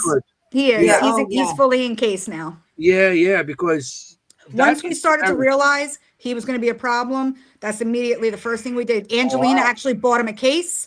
We got all the rosaries. They are blessed. We have the holy water, and we actually have him inside the case where he is kept there. And you can ask them when they walked up to his case, he's like a I don't know, like a lion ready to get out. Like let me out. Like let me out of this. And if he gets out, he could be very spiteful. He could do damage. Yeah. Because right now he's angry. It is fascinating though, because he wants to be seen. He wants to talk. Yeah. It's very weird. I would definitely be leery about this guy. Yeah. It is. Yeah. So it's interesting, Anthony, that you talked about Dracula, because so the other entity that came to me before, it was Wilmer, Willie, and then it was this black dark entity who had like a black trench coat. It was all the way down to the floor, and he would do this in front of his face like a cape. Yep. And he would call himself the magician, and he had like a skull in his hands, and he was like doing this with the skull. So it's really interesting you say that about the dragons and Dracula. I didn't know that, but that actually just kind of, I like felt like maybe that was like a Dracula. Anyway, whatever. So that's how he presented himself to me. But I'm going to tell you, when I went down those stairs, I mean, I've interacted with some negative things, had some negative things happen to me, but I walked down those stairs, and the first thing I did is I went like, and I literally had to like totally not protect myself, but it was just like not happening, people. And I've never felt like I had to do that anywhere. Down there, absolutely did. And the second I looked at the dragon, it was like, wow, it was really powerful. And he felt not religious, like slippery. He felt not human. He felt not of this world, and like slippery, like sly and slippery. Like you can't grasp things from him, kind of. No. And I didn't know that you pit them up against each other. I didn't know you did that. And I was like, he wants this to be his domain. He wants all of this domain, and he wants to battle them. And I've never, so I didn't know you were doing that with him. But yeah, he likes that. He definitely likes it. You got to be careful because you give him too much power. You know, it can be very dangerous. Kara, did you come across anything with this? With the dragon? So so the very first time that I went downstairs, so Sophie's like, "Do you want to meet him?" And I was like, "Of course I want to meet him." I was like, it's like, come on, So I go downstairs, and he does have a from the minute you walk downstairs, your eye goes directly to him. Okay, he like Kimm was saying, he commands a room, and he's not like in the center where you would see him. He's off in the side in the corner. So anyway, so I walk straight up to him, and the first thing that I feel is I could feel him reaching, and this is when he's in the case with the holy water and everything, reach into my chest and just twist. And I was like, you have to stop doing that. I'm like, because if you have to stop doing it. I'm like, because I'm gonna bring some friends down here, and you're gonna have to, they all want to talk to you, and we all want to see what you can do, but you can't hurt anybody. And you can't hurt me, because I'm the one bringing people down here for you, for you to talk to, So, and then it eased up. But then when we were doing the seance, we were talking to him, and I said, if you behave, I'll leave you out, and he was like, first he said, he wasn't going to behave.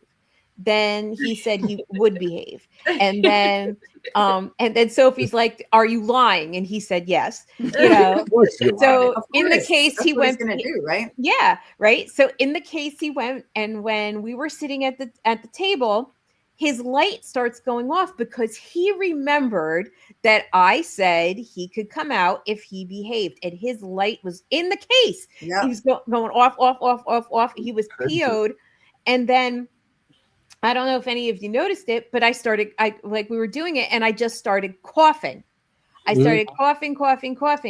And it was like, you could feel him just like restrict. Oh, I could anyway. Feel him just restricting, and the same way that it was like, almost like, I'm going to shut you up now. You're not going to do the seance because you told me, that you were going to let me out. So anyway, but and slippery is a good word. Slippery is like smoke. And you were saying, Sophie, that's kind of the legend too. Dragon. Right. Remember, Drake, like the feel of him. Dracula's like vampire and stuff, and he might not go for blood. He might be an energy drainer. Also, a vampire could be an energy drainer or anything that drain. So he might just try and drain your energy too. That's why he went into your chest, Kara. Yeah. to try to grab your energy from you. So Right. And I didn't even know that's he so did that to you, Kara. Yeah, I you didn't weren't even know he. downstairs. Mm-mm. But I mean, This it's was- interesting. The first thing I wanted to do was protect my chest Yep. and my Yep. like face and my front and my chest. I didn't even know he did that to you. That's interesting. Yeah. So- And I was, I'm sorry. What kind of vessel is No, this? go ahead. What is it? Is I it, was is gonna it a say, doll? yeah, See it. I'm worried about Yeah, running out. let's do it. Yeah. Do we What have is a it? picture or video? Let's watch it, and then people can see what he what the vessel. Oh, you looks have a like inside. video on it. Like, yeah, Yeah, we have 3. So Let's go. Hey, what are you Kimm- waiting for? Hey. I know. Kimm, I tried to capture Kimm reading a little bit, in the first one, talking about this, Yeah. trying to have a dominion and things like You gotta that. get these in because we're going to run out of time. So I want to. keep in mind, it's my body camera and the lens is dirty and it's a Yeah, mess. yeah, but yeah, you can yeah, see yeah. it. Just, There you you just go. shake the Hey, onion. at least I recovered something Hey. here. I know. All right. All right. So here's okay. Kimm. Here's Jesus. Kimm. Turn it up. So it almost, he's like within a month, right? Yes, he's already told you that. He's telling you that now. So there is like this like battle going on between some of them of like who's the dominant, who's like the presence, who's gonna be here, and it's an interesting vibe. Keep getting rat on your little device. Rat. Really? Who's winning?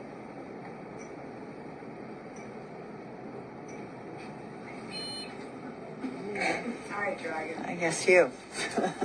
Yeah, big talk now that nobody's on the table with you. That doll that's the vessel?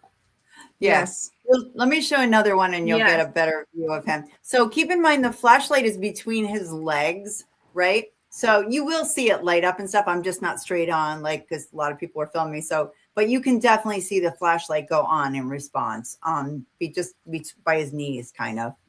Okay, by the vessel's knees. So here's some more dragon. Dominion. Wow. This is interesting. Is she right?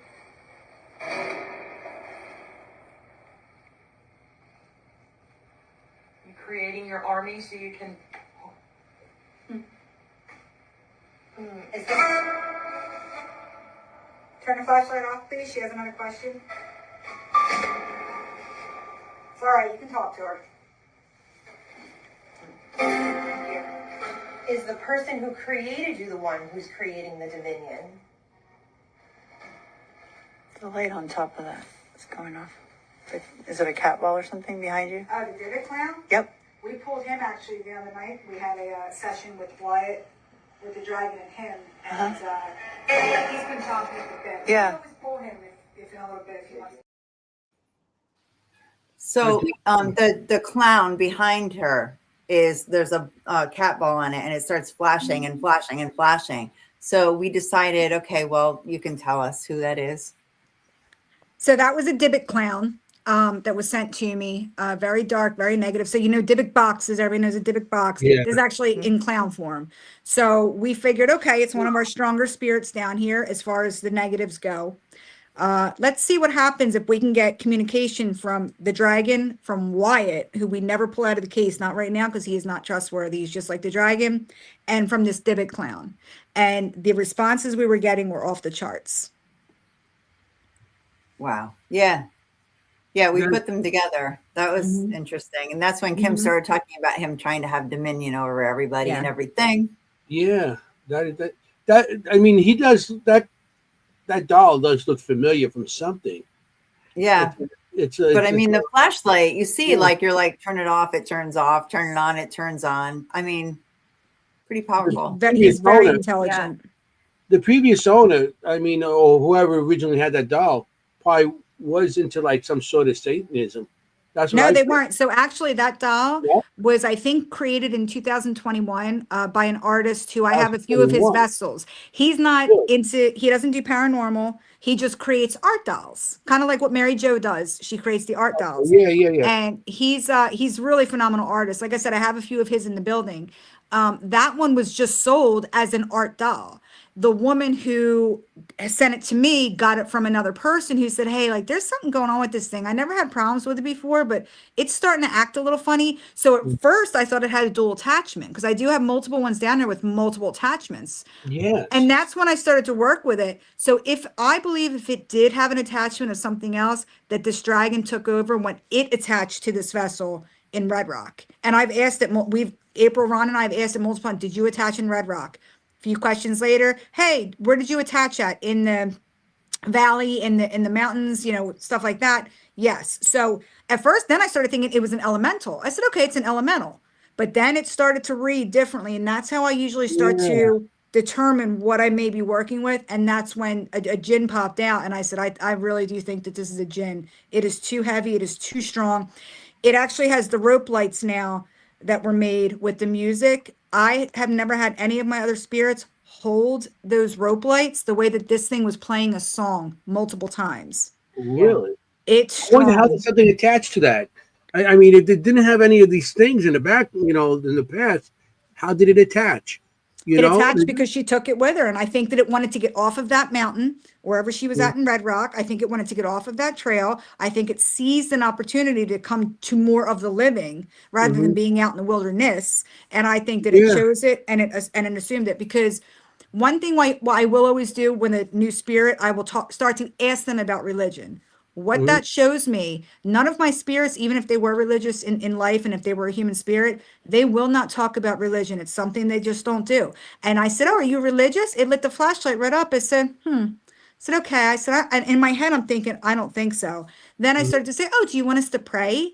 None of our spirits allow prayer either. Even our positives do not like prayer for some whatever reason. I think it scares them. I think they're worried about it. And this thing's like, oh yeah. I said, I think you're lying to us, aren't you? And he lit right up. I said, I don't think you're religious. I think you're a negative / demonic. Am I right? He lit right up. I said, okay, turn it off. He turned the flashlight right off.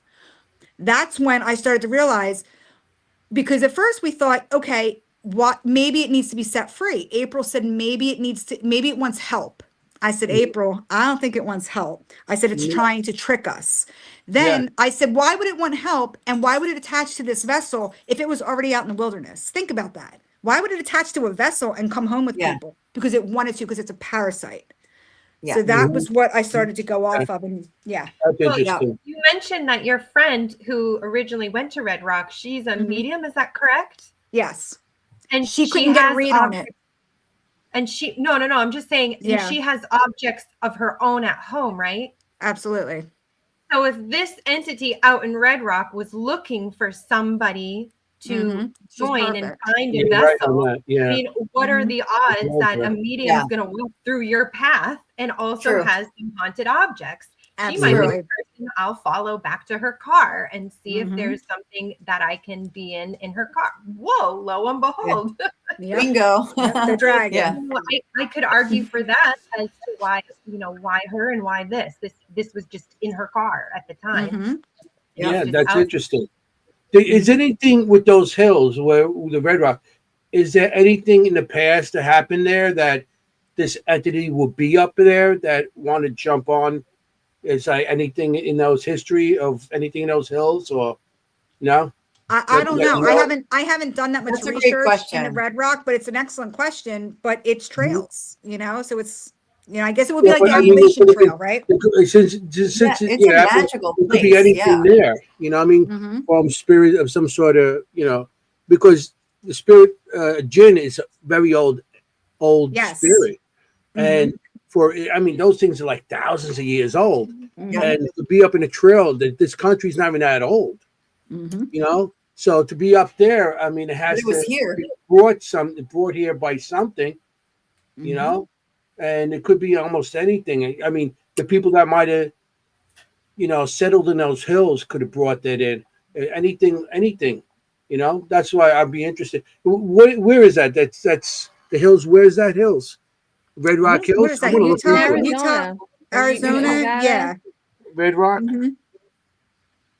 I'm gonna look something up. I feel like there's been a recent story about Red Rock, but I'm not quite sure. Yeah, I wonder if there are other stories Red Rock, there. which is near Las Vegas. Yeah. The Red Rock Canyons.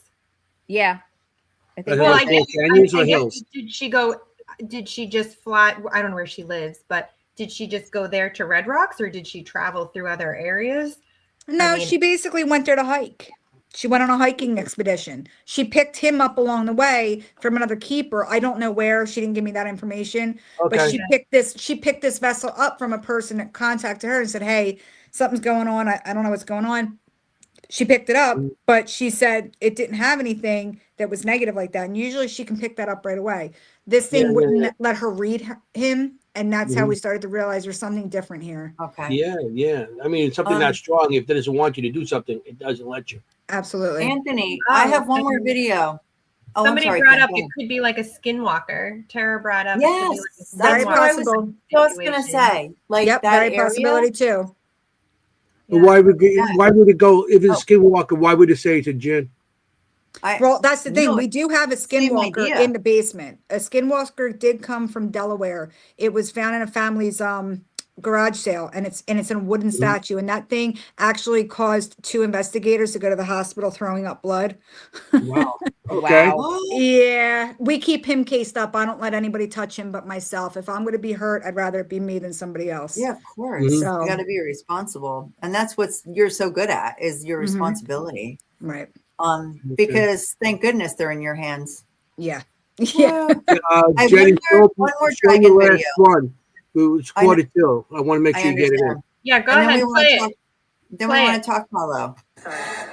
He's almost treating it like a pendulum. It's really moving. Yeah. Are you moving that dragon? Can you turn that flashlight all the way on? Is she moving that crystal? Like just one of them really, really swinging. Is it not you moving the crystal? Gosh, it's hard to even interact with anything else in here. He's so dominating. Yeah.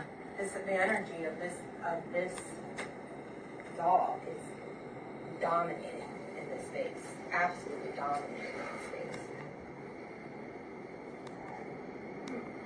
There he goes. Flashlight.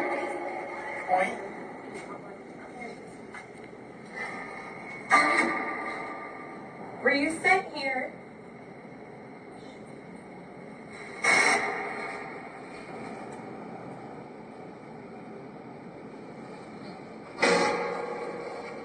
That object was sent here. It was just a noise. Specifically the one that lit up.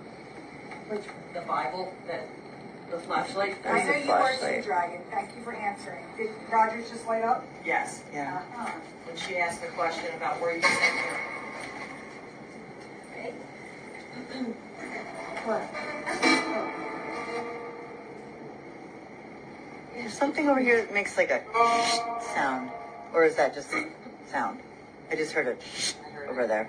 No, Is that Wyatt whistling? it might be. If you hear whistling, it's usually Wyatt down here. What you're hearing right now, in here, that's all it sounds like.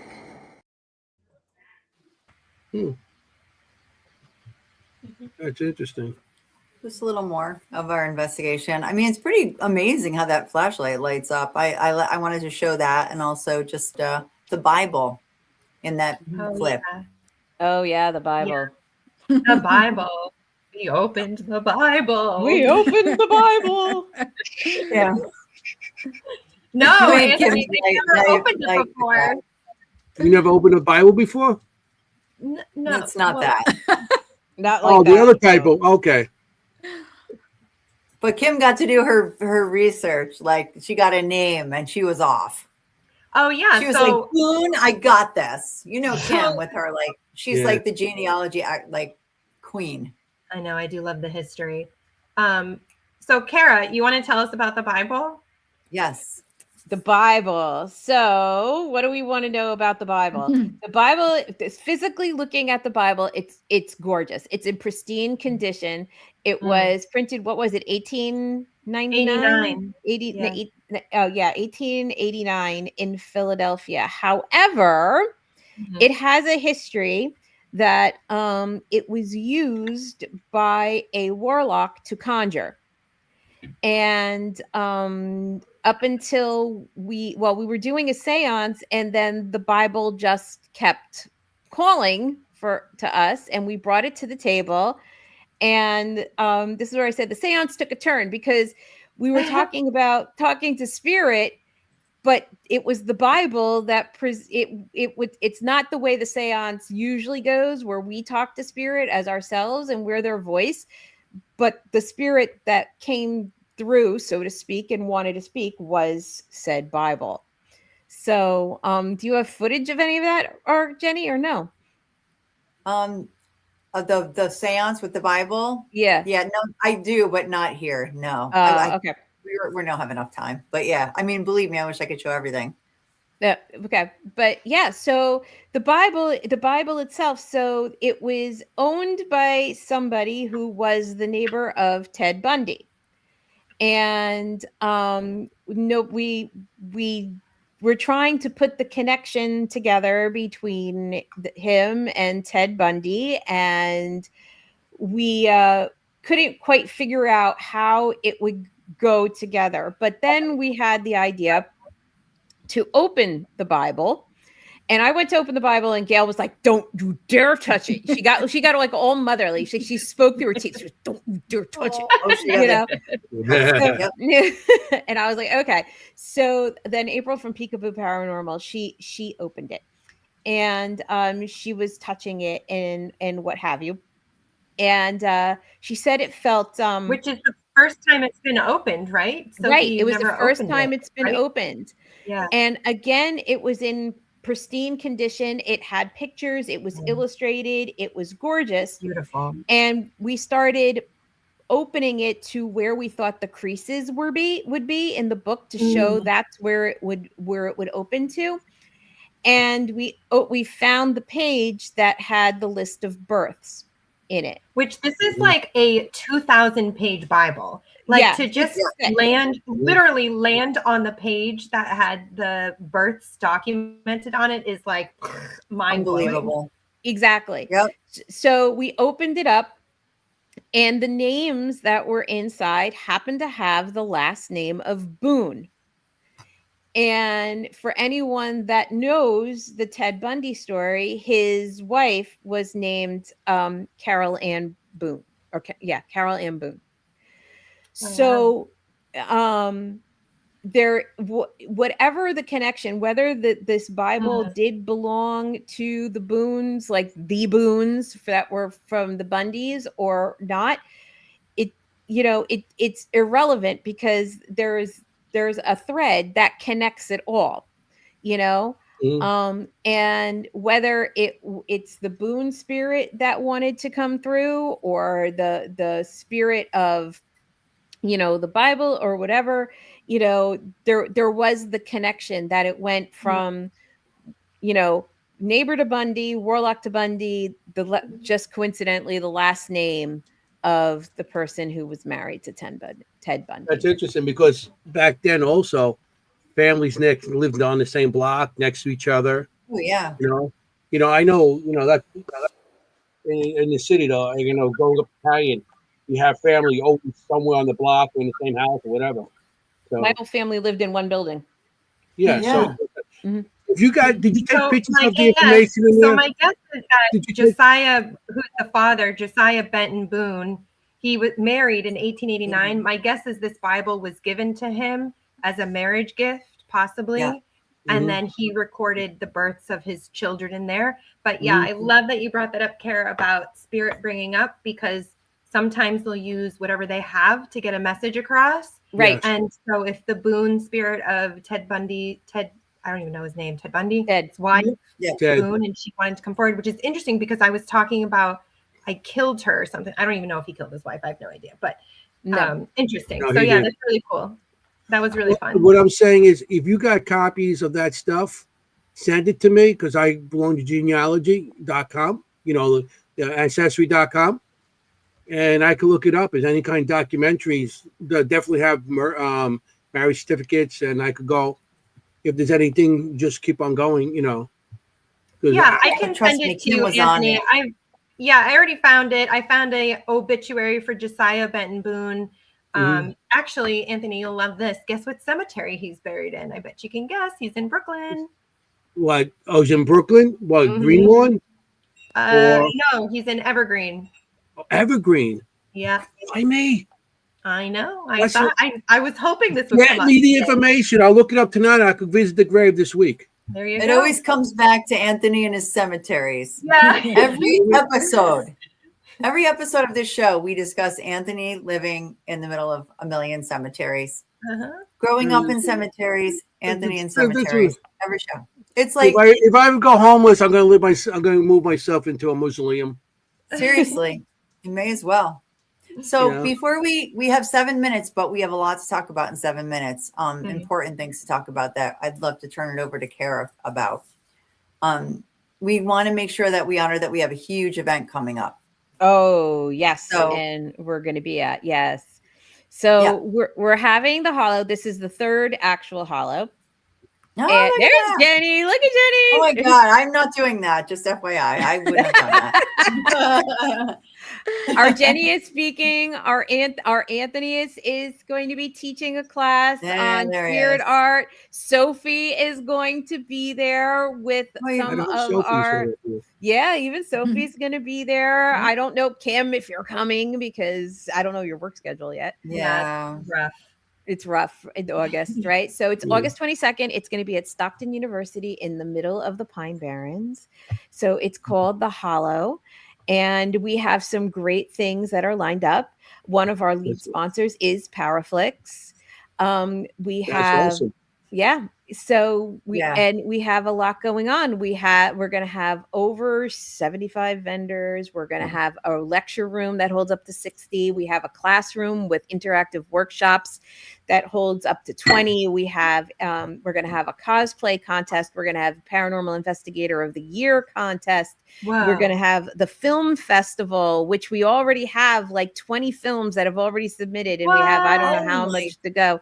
And the last time that we did this, we had more horror films because we're open to paranormal and we're open to horror. Shorts has to be under 30 minutes. And anyway, so the first time we did it, it was all mostly horror movies, and we only got a couple of paranormal documentaries. This time, it's like blowing us out of the water with all these paranormal documentaries. Cool. So, yeah, so Awesome. it's gonna be interesting to see. You know, the tickets are on sale now. We're still looking for vendors. We're gonna have the Parasite Corps is sponsoring the Devil's Den. The Devil's Den is going to have our featured interactive people like Sophie and Anthoiny. So that you could get really down and dirty with everybody and try out stuff. So it's going to be down and dirty with Anthoiny. All right. Down and dirty with Anthoiny. You better be ready. We have It's like bring it. We have 3 LED screens in the Devil's Den and the general vendor room. So we're going to have content moving all day, live podcasts, broadcasting. Awesome. We have a press kit, a press place, for people to do their podcasts from and stream live. It's gonna be great. It's gonna be a carnival of festivities.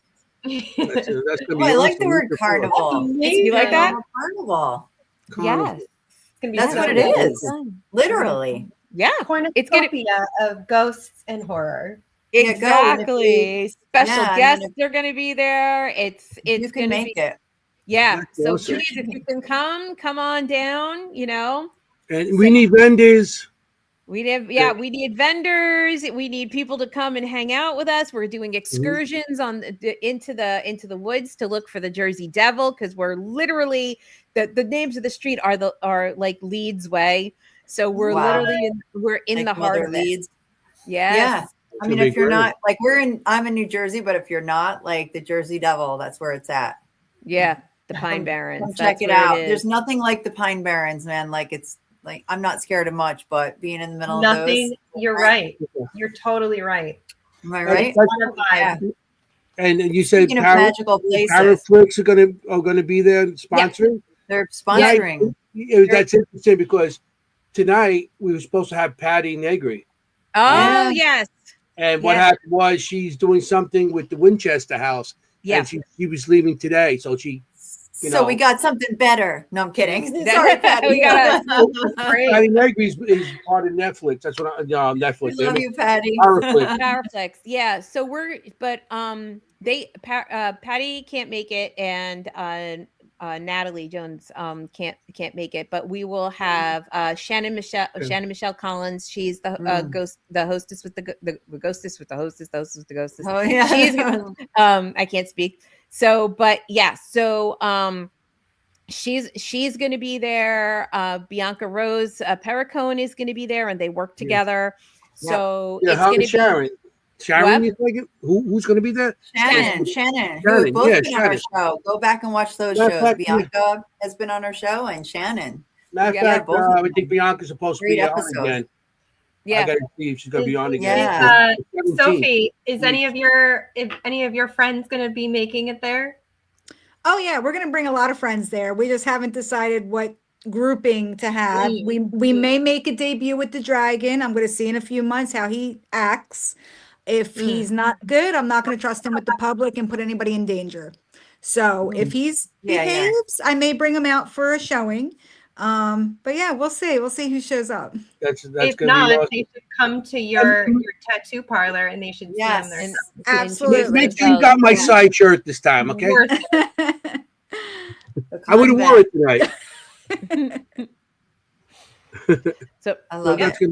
That's gonna be great. I can't wait for this that to happen. Yeah. Oh no, it's the 2 hour mark. We gotta go. Will be with you. We gotta It's go. 2 hours. We gotta go. Okay, guys. We really it's the 2 hour mark already, and I don't want to get fired, so we gotta end the show. I want to thank everybody in the audience. We had a great time tonight. This was a great show. So yeah, we're looking forward for the Hollow. I want to thank you guys for showing up tonight and have it was the stories were unbelievable. Thank you, Gail and Kara, for a great event, and thank you, thank you for coming. Thank you guys. It was so nice meeting Thanks for everybody. coming back and talking about Saturday, which was phenomenal. So that was very cool, and it's what I liked about it was like fresh. It just happened, so everybody remembered everything exactly. It just happened last Saturday, so that was the great part about it. So I got to say thank you to the audience. Thank you for everybody for showing up. It's without the audience, we wouldn't have a show. Without great guests like you guys, we wouldn't have a show. Because the three of us talking is kind of boring. Well, those two could talk. I'm just like, hey, just shut up and sit back. You don't talk at all. I don't talk. I'm not much of a talker, as you can tell. Well, after a couple of these things here, I'm pretty talkative. I want to thank everybody again for showing and everything, and we're gonna have a great time. We got a lot of great shows coming up, and I just want to say, remember, if you're gonna go out there investigating, you got to be safe. Because you want to look for ghosts. You don't want to be a ghost. Hey, ciao, familia. Bye, everybody. Hey, Bye. Good night. Bye. Good night. Bye. Good night. Guys, don't go nowhere. Hey, how you doing?